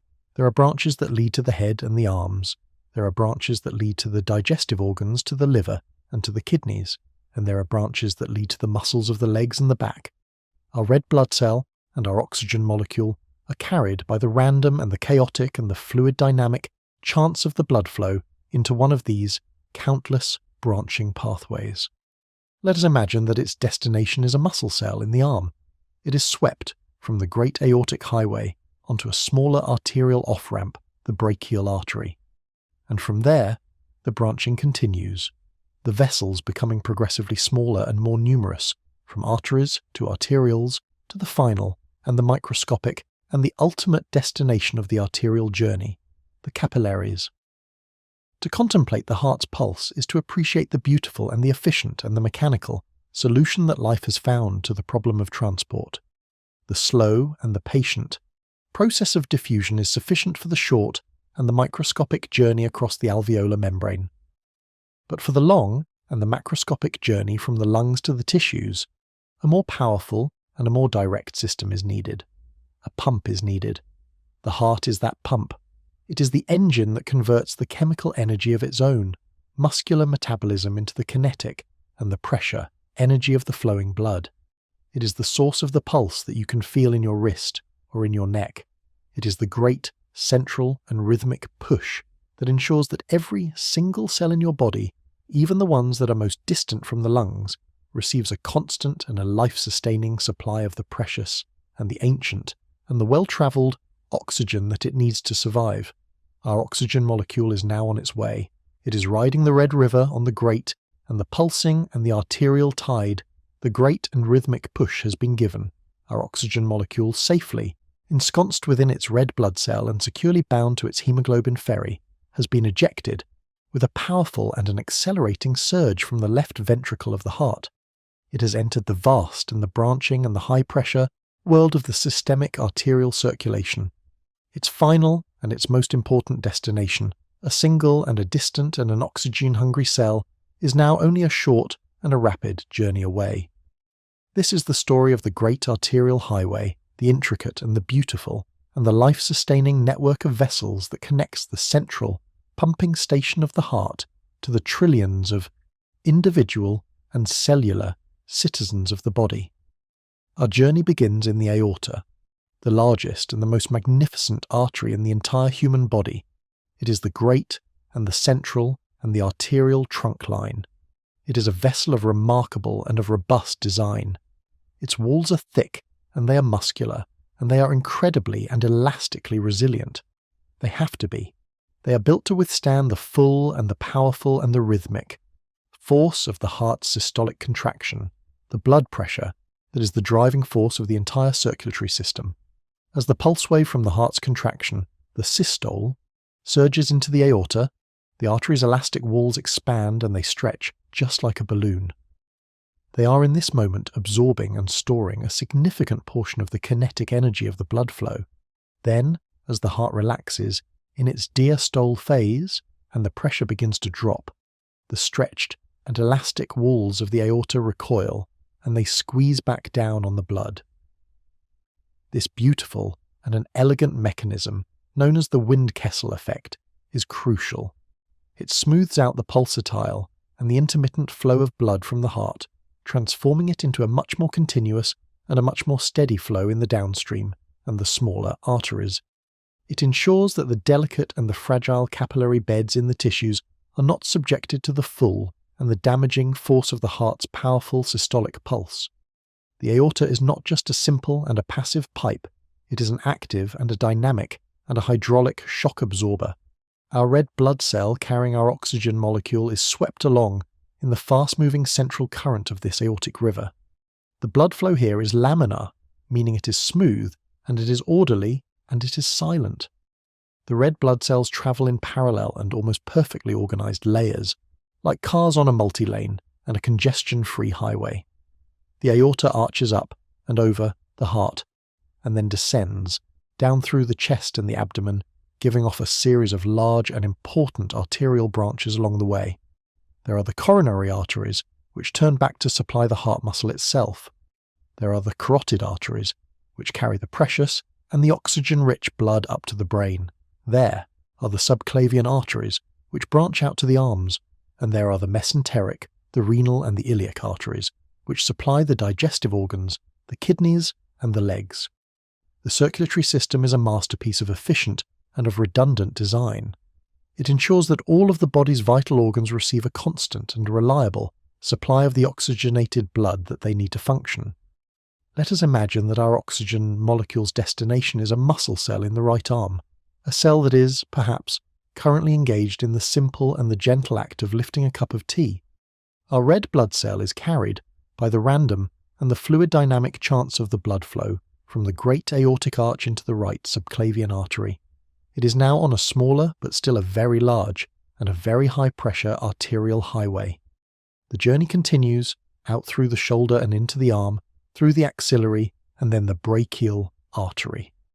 The vessel is becoming progressively smaller, but the blood flow is still rapid and it is still largely laminar.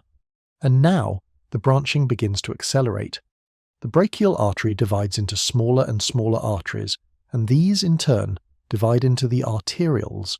The arterioles are the final and the most important and the most actively controlled section of the arterial system. They are the gatekeepers of the circulation. The walls of the arterioles are surrounded by a thick and a powerful layer of smooth muscle, and this smooth muscle is under the constant and the dynamic control of the body's autonomic nervous system and of the local chemical signals from the tissues themselves. By contracting or by relaxing this smooth muscle, the body can, with incredible precision, control the diameter of the arterioles and therefore can control the amount of blood that is allowed to flow into any given capillary bed. This is the process of vasoconstriction and vasodilation. If a tissue is at rest and has a low metabolic demand, its arterioles will be partially constricted, reducing the blood flow and diverting the precious oxygenated blood to other, more active tissues. But if a tissue, like our muscle in the arm, is active, it will begin to produce local, chemical signals, like carbon dioxide, lactic acid, and adenosine. These chemical signals act directly on the smooth muscle of the arterioles, causing them to relax and to dilate. The gates are opened. The blood flow to the active muscle tissue increases dramatically. This beautiful and an elegant system of local and of autonomic control ensures that the body's finite and precious supply of oxygenated blood is always being directed in real time to the places where it is needed the most. It is a system of almost perfect and of almost instantaneous supply and demand. Our red blood cell, carrying our oxygen molecule, now passes from a dilated arteriole into the final and the most intimate and the most important part of the circulatory system. It has left the high pressure and the high-speed world of the arterial highways behind.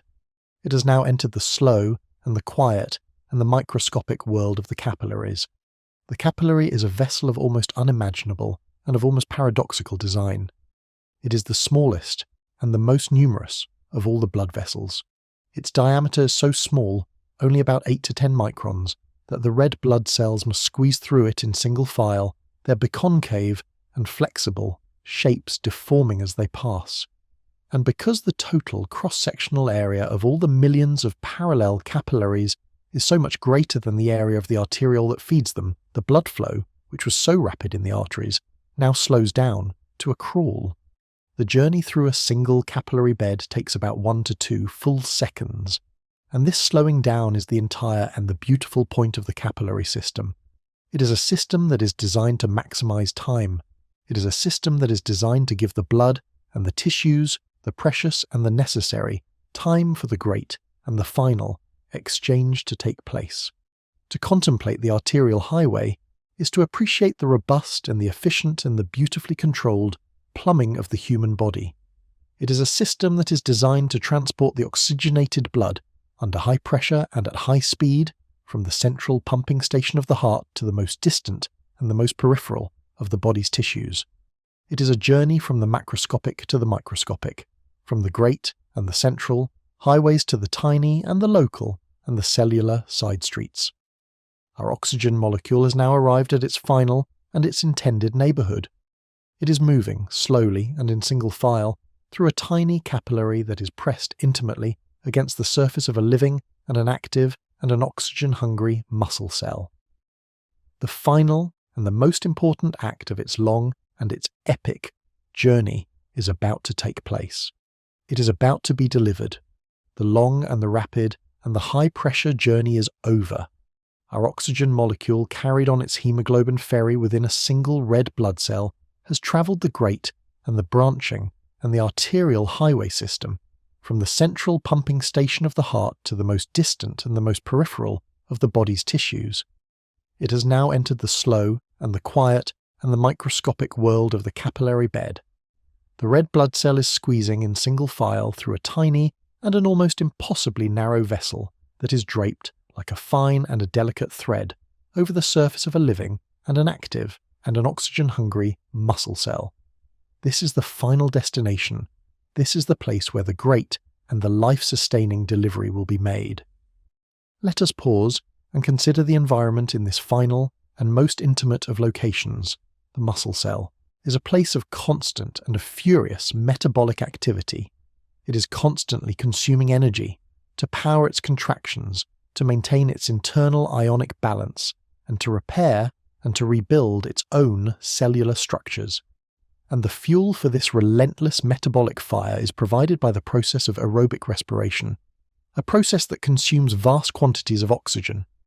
The muscle cell is therefore a place of very low oxygen concentration. It is constantly and greedily drawing oxygen out of its immediate surrounding environment, the interstitial fluid that bathes all of the cells of the body.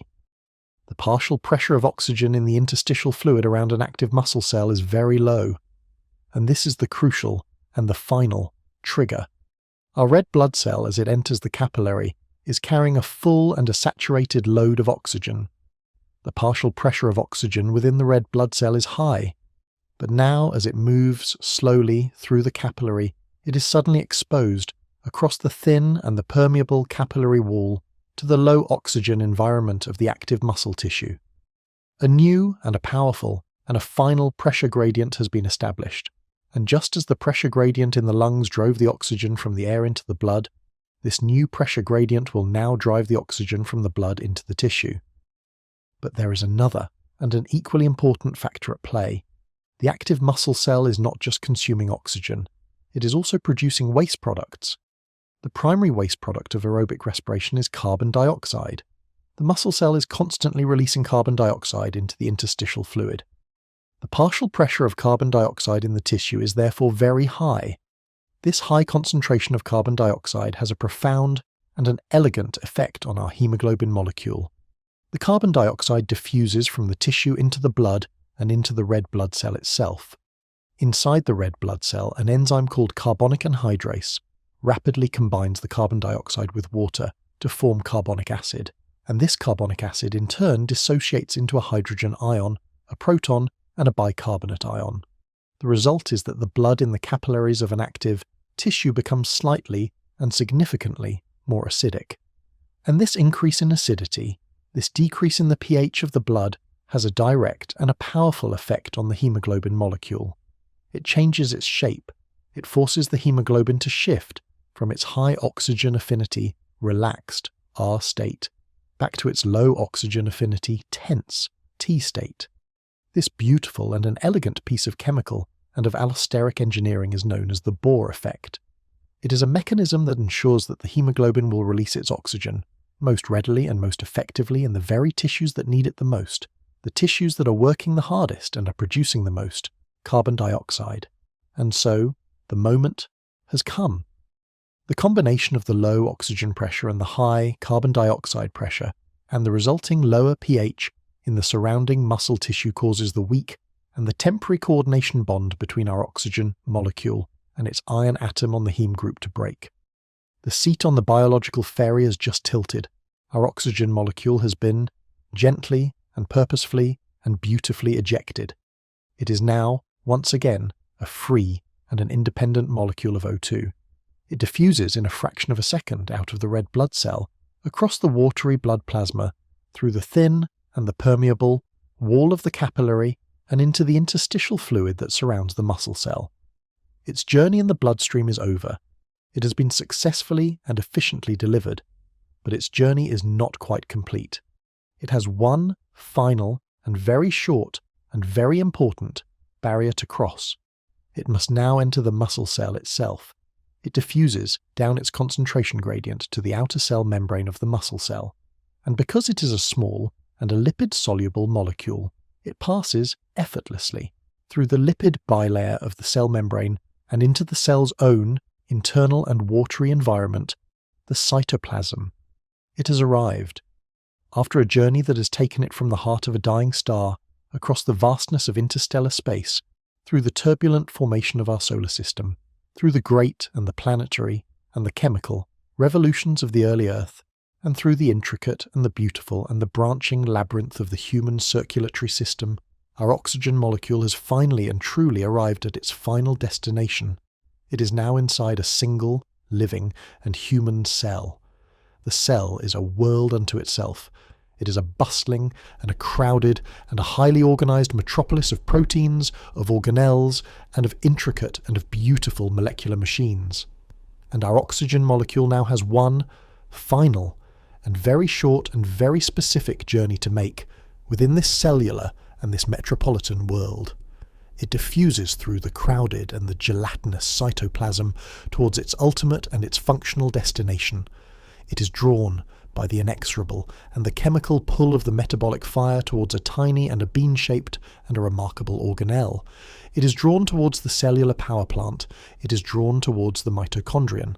To contemplate this final and this beautiful act of delivery is to witness the perfect and the elegant and the logical conclusion of the entire respiratory and circulatory process. It is a story of gradients and of pressures and of a beautiful and an allosteric protein that can sense and can respond to its chemical environment.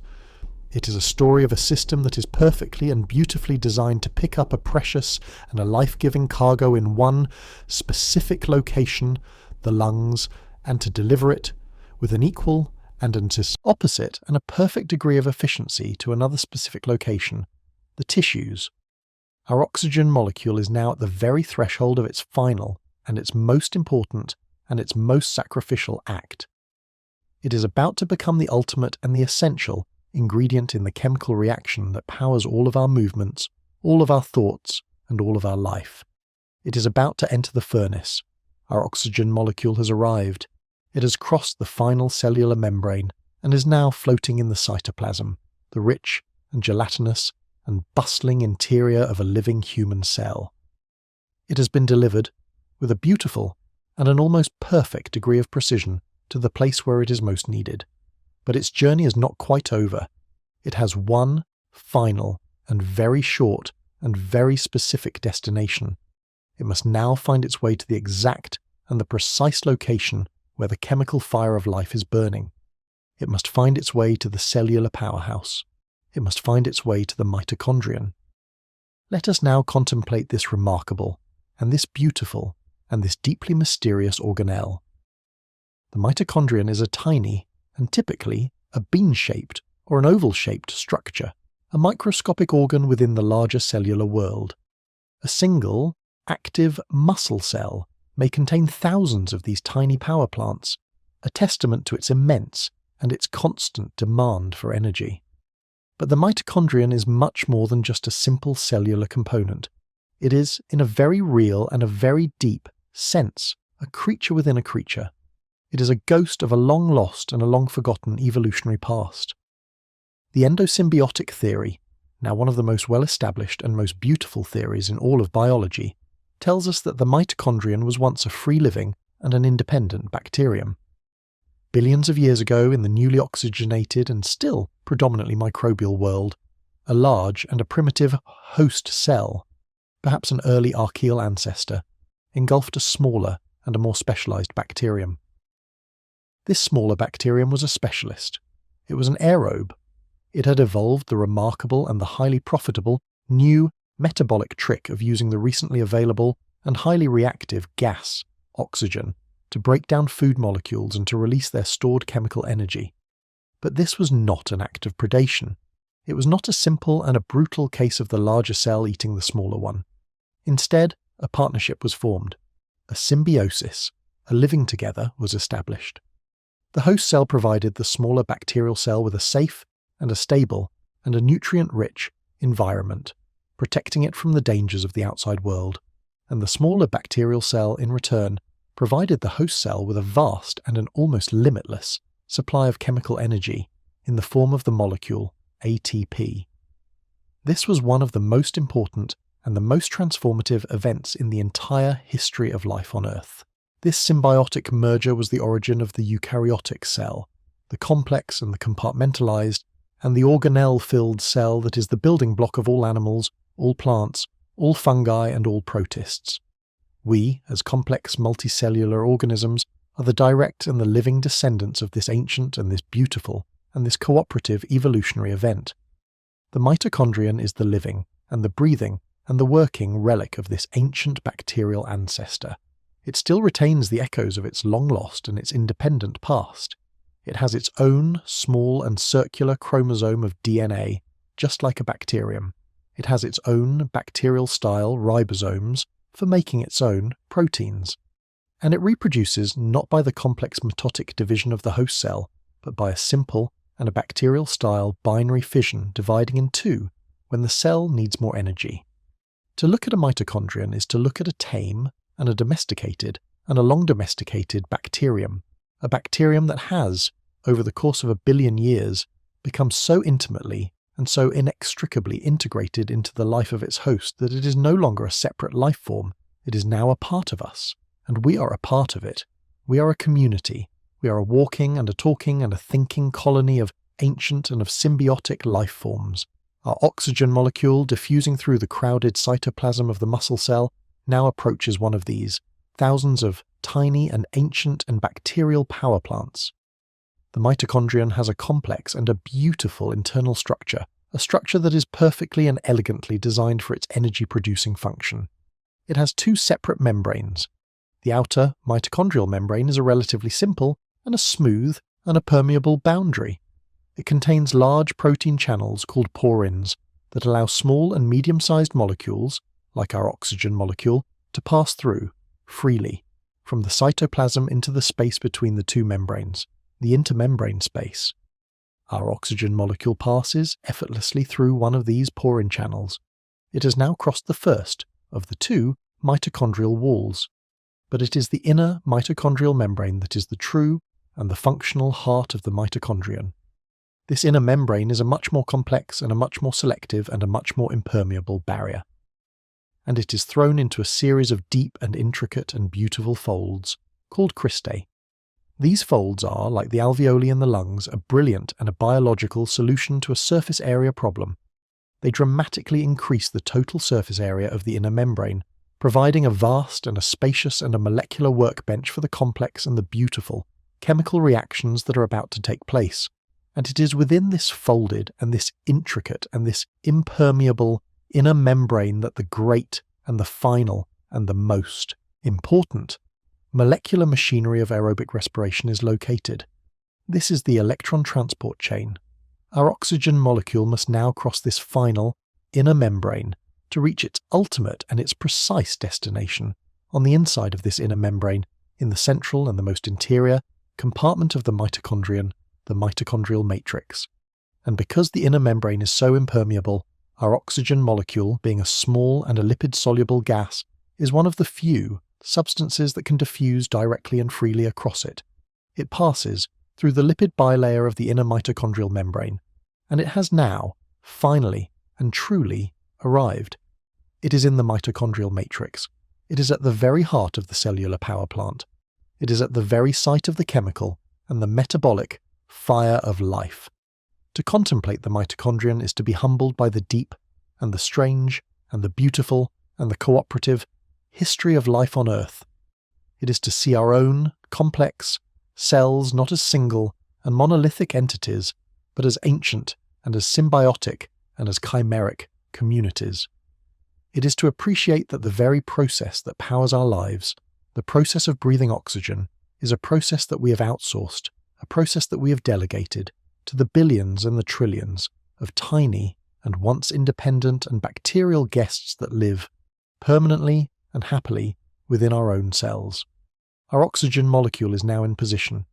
It is waiting, patiently, at the very end of the great and the complex and the beautiful molecular assembly line of cellular respiration. It is waiting for the final and the most important and the most sacrificial act of its long and its epic and its cosmic journey. It is waiting to accept the electrons. Our oxygen molecule has reached the end of its long and its epic journey. It is now inside the mitochondrial matrix, the innermost and the most central compartment of the cellular power plant. It is floating in a rich and a protein-packed and a chemical soup, a soup that is filled with the enzymes and the substrates and the intermediate molecules of the great and the central and the metabolic pathways of the cell. It is now at the very heart of the chemical and the energetic life of the cell, and it is here that it will perform its final and its most crucial and its most beautiful biological function. It will serve as the final electron acceptor at the very end of the electron transport chain. To understand the profound and the simple beauty of this final act, we must first take a step back and contemplate the purpose of the food that we eat. The carbohydrates, the fats, and the proteins in our food are, in essence, a form of stored chemical energy. They are large and complex and electron-rich organic molecules. The process of cellular respiration is the slow and the controlled and the stepwise process of breaking down these food molecules and of harvesting their high-energy electrons.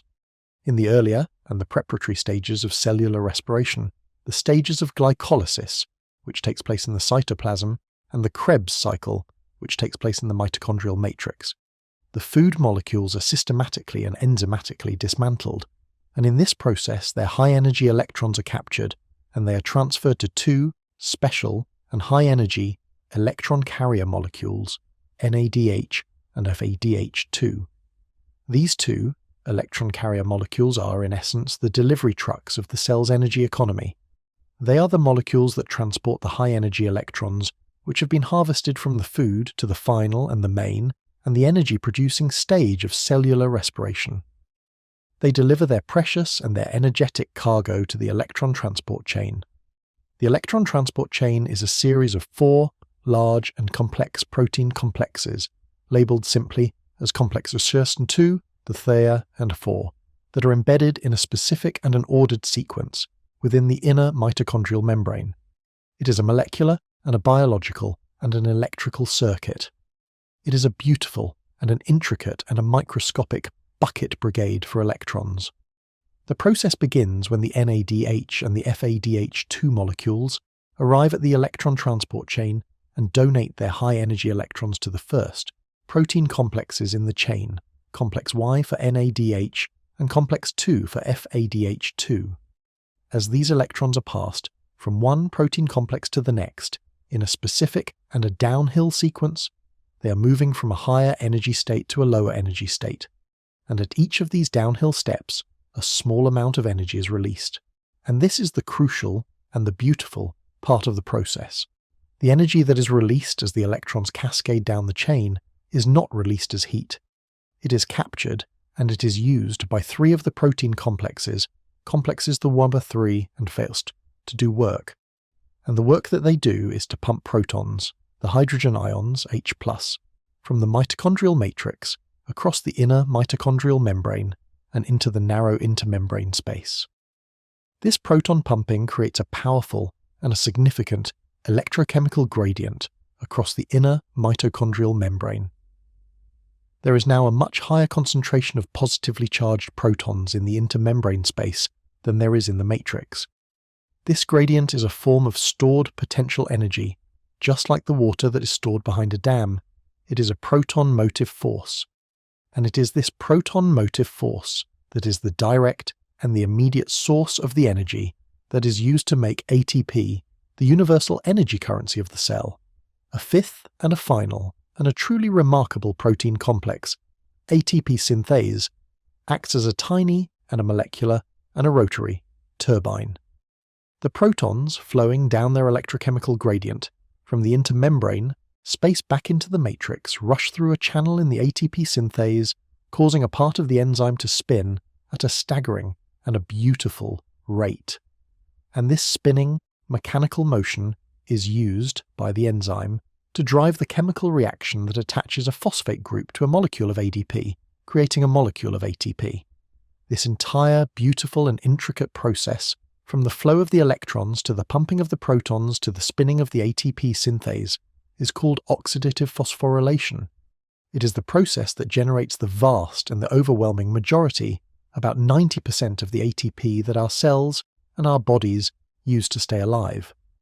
But for this entire and this beautiful and this life-sustaining process to continue, there is one final and absolutely essential requirement. The electrons, which have been cascading down the electron transport chain and have now reached the very end of the line at complex 4, must have a place to go. They are now spent, they are now low-energy electrons, and they must be removed from the system. If they are not removed, the entire electron transport chain will back up like a blocked assembly line. The flow of electrons will stop, the pumping of protons will stop, and the synthesis of ATP will grind to a halt. The cell and the organism will die in a matter of minutes, and it is here, at this final and this crucial and this life or death moment, that our oxygen molecule performs its final and its most humble and its most important act. Our oxygen molecule, which has been waiting patiently in the mitochondrial matrix, now binds to the final protein complex in the chain, complex 4. And here it performs its simple and its beautiful and its essential function. It accepts the spent and the low energy electrons. A single O2 molecule accepts a total of 4 spent electrons from the end of the electron transport chain. And as it does so, it also combines with 4 of the protons from the mitochondrial matrix. The result is the formation of 2 new and perfectly stable and perfectly harmless molecules of water, H2O. Our oxygen atom, which began its journey billions of years ago as part of a water molecule, and was then liberated into the atmosphere, and was then breathed by a human, has now, in its final and its sacrificial act, been reformed back into a molecule of water. The cycle is complete. To contemplate this final and this beautiful act is to understand the true and the simple and the profound reason that we breathe. We do not breathe to get energy from the oxygen. The oxygen molecule itself contains no useful metabolic energy for us. We breathe because we need a place to put our spent and our low-energy electrons. We breathe because we need a final and an efficient and a non-toxic electron garbage can. Oxygen is the perfect and the beautiful and the elegant solution to this problem. It is highly electronegative, meaning it has a strong and a greedy pull on electrons, which is what allows the entire downhill cascade of the electron transport chain to work. And when it accepts the electrons, it is converted into water, a substance that is not only harmless but is in fact essential to the life of the cell. Our oxygen atom's long and its epic and its cosmic journey is now finally and truly over. It has been forged in a star, scattered by a supernova, captured in a water molecule, liberated by a bacterium, and has travelled across the world and into a body and into a cell and into a mitochondrion, all for this one, final and beautiful and humble purpose, to quietly and to efficiently and to selflessly accept a few spent electrons, so that the great and the beautiful and the constant chemical fire of life can continue to burn. The final and the most crucial and the most sacrificial act is complete. Our oxygen atom, as part of a diatomic O2 molecule, has performed its ultimate biological function. It has positioned itself at the very end of the electron transport chain, within the inner mitochondrial membrane, and it has accepted the spent and the low-energy electrons that have cascaded down the long and the beautiful and the protein-rich assembly line. In this simple and this humble and this absolutely essential act, it has allowed the entire and the life-sustaining process of oxidative phosphorylation to continue. It has kept the chemical and the metabolic fire of the cell burning. But the story does not end with the simple and the silent acceptance of these electrons. The act of acceptance is also an act of transformation. It is an act of profound and of beautiful and of cyclical chemistry. It is the moment that our oxygen atom, after its long and its epic and its multi-billion-year journey as a free and a gaseous agent, is finally and peacefully returned to the chemical form in which it began its terrestrial and its biological story. It is the moment of the creation of water. Let us visualize this final and this beautiful and this deeply meaningful chemical reaction. A single O2 molecule containing our oxygen atom has bound to the final protein complex in the chain, complex 4, also known as cytochrome C oxidase. This enzyme is a masterpiece of molecular and of catalytic engineering. It holds the oxygen molecule in a precise and a specific orientation, preparing it for its final chemical consummation. The O2 molecule accepts a total of 4 spent electrons from the electron transport chain, and at the same time it reacts with 4 free protons, the hydrogen ions H+, that are present in the rich, and the chemical soup of the mitochondrial matrix. The chemical equation is a simple and an elegant and a profoundly beautiful one. O2 plus 4 E minus plus 4 H plus arrow 2H2O. A single molecule of diatomic oxygen plus 4 electrons plus 4 protons yields 2 new and perfectly stable and perfectly harmless molecules of water. Our oxygen atom is now, once again, a part of a water molecule. The cycle is complete. The journey has come full circle. Let us contemplate the beautiful and the profound and the cyclical symmetry of this story. Our oxygen atom began its biological and its terrestrial journey billions of years ago as part of a water molecule floating in the primordial ocean. It was then liberated from this chemical and this watery, embraced by the revolutionary and the world-changing invention of oxygenic photosynthesis in a humble cyanobacterium. It was released as a waste product into the atmosphere, where it spent the next 2.5 billion years as a free and a gaseous and an independent molecule of O2. And now, after all this time, after its long and its patient and its atmospheric sojourn, it has been inhaled by a human being, has been transported with a beautiful and an intricate efficiency to a single and a distant cell, and has been used in the final and the most important act of cellular respiration as the ultimate and the final acceptor of the cell's spent metabolic electrons. And in this final and this sacrificial act, it has been reunited with hydrogen and has been reformed back into the very same chemical substance from which it was, so long ago, liberated. It has become water again. This is not just a chemical reaction. It is a story of homecoming. It is a story of a return to the beginning. The water molecule that has just been formed, the molecule that now contains our oxygen atom, is called metabolic water. It is water that has been created, not ingested, by the body's own metabolic processes, and it is a not insignificant amount. The average adult human, at rest, produces about 300 millilitres, or about 1.5 cups of this metabolic water, every single day, simply as a direct and a necessary byproduct of breathing. For some desert-dwelling animals, like the kangaroo rat, this metabolic water is their primary and almost their only source of water, allowing them to survive for their entire lives without ever taking a single physical drink. Our new water molecule is now floating in the mitochondrial matrix. It is, for the moment, indistinguishable from all the other water molecules that make up the vast and the aqueous and the cellular environment. It may remain in the cell for a time, participating in the countless and the various and the essential biochemical reactions that take place in the watery and the cellular medium. It may be used to hydrate a protein or to facilitate an enzymatic reaction, or it may diffuse out of the mitochondrion and out of the cell and back into the interstitial fluid. From there it may be reabsorbed back into the bloodstream not as a passenger on a hemoglobin molecule, but as a part of the blood plasma itself.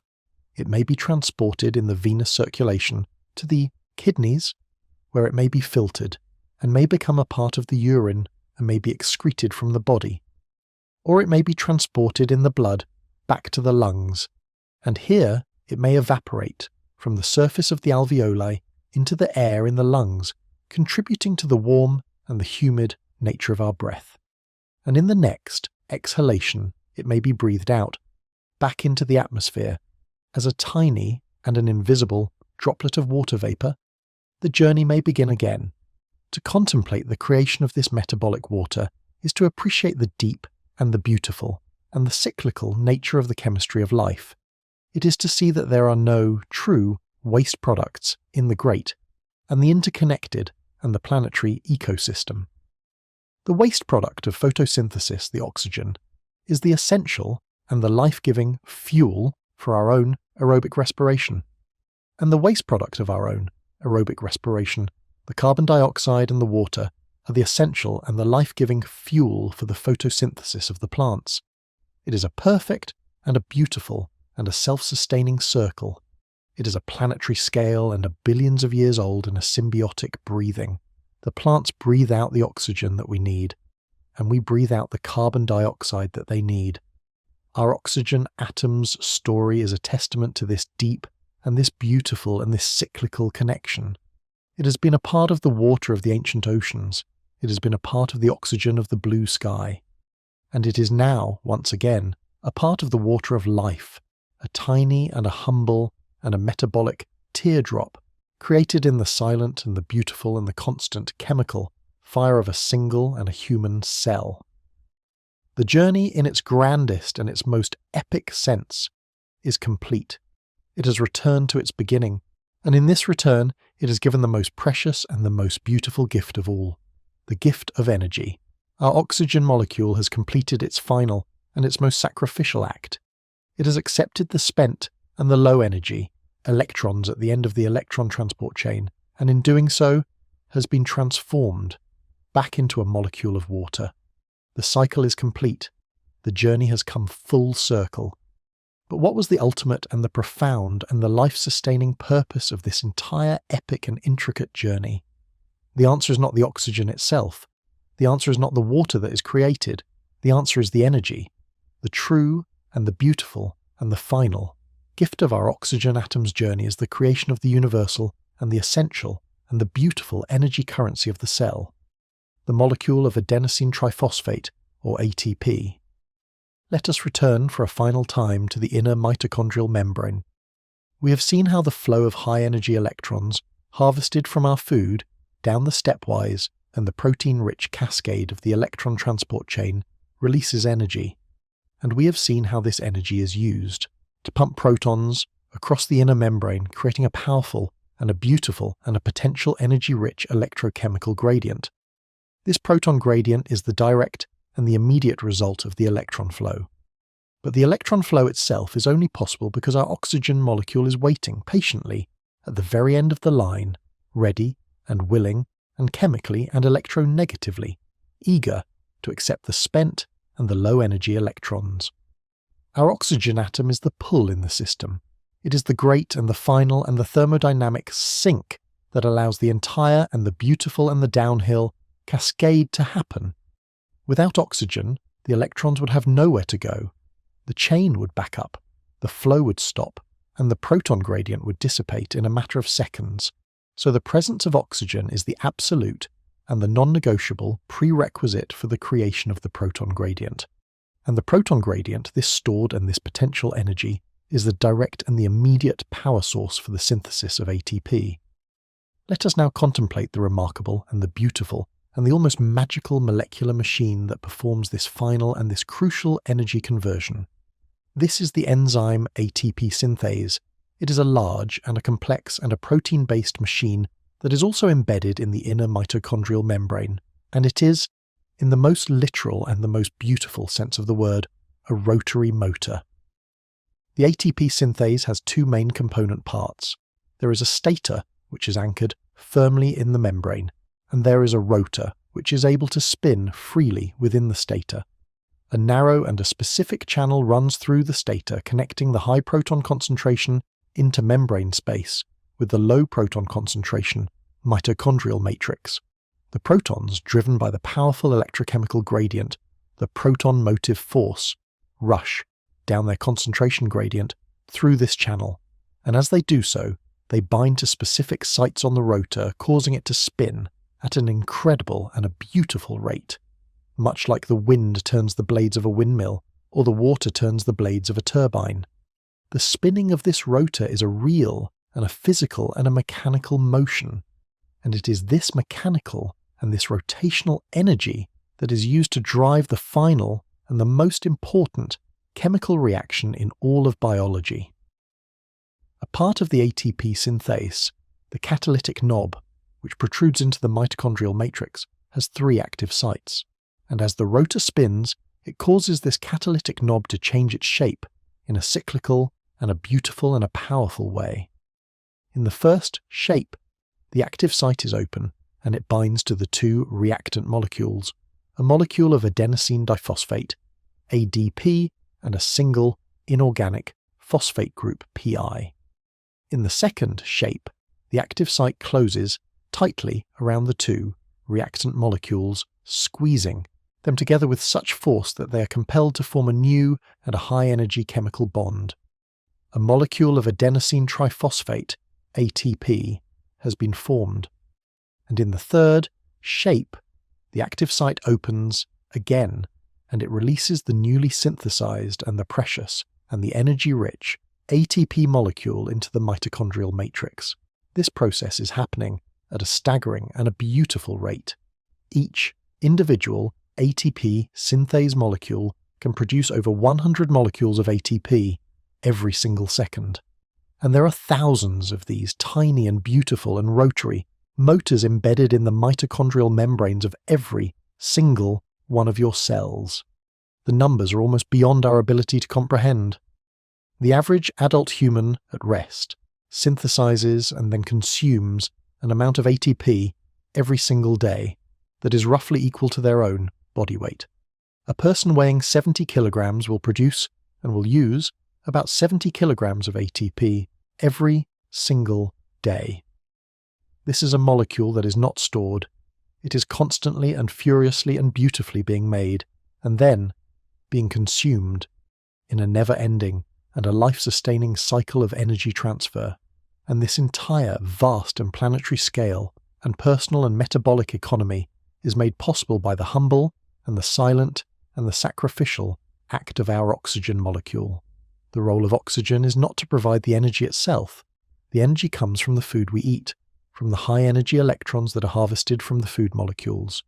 The role of oxygen is to be the final and the essential and the non-negotiable condition that allows this energy to be released in a controlled and an efficient and a life-sustaining way.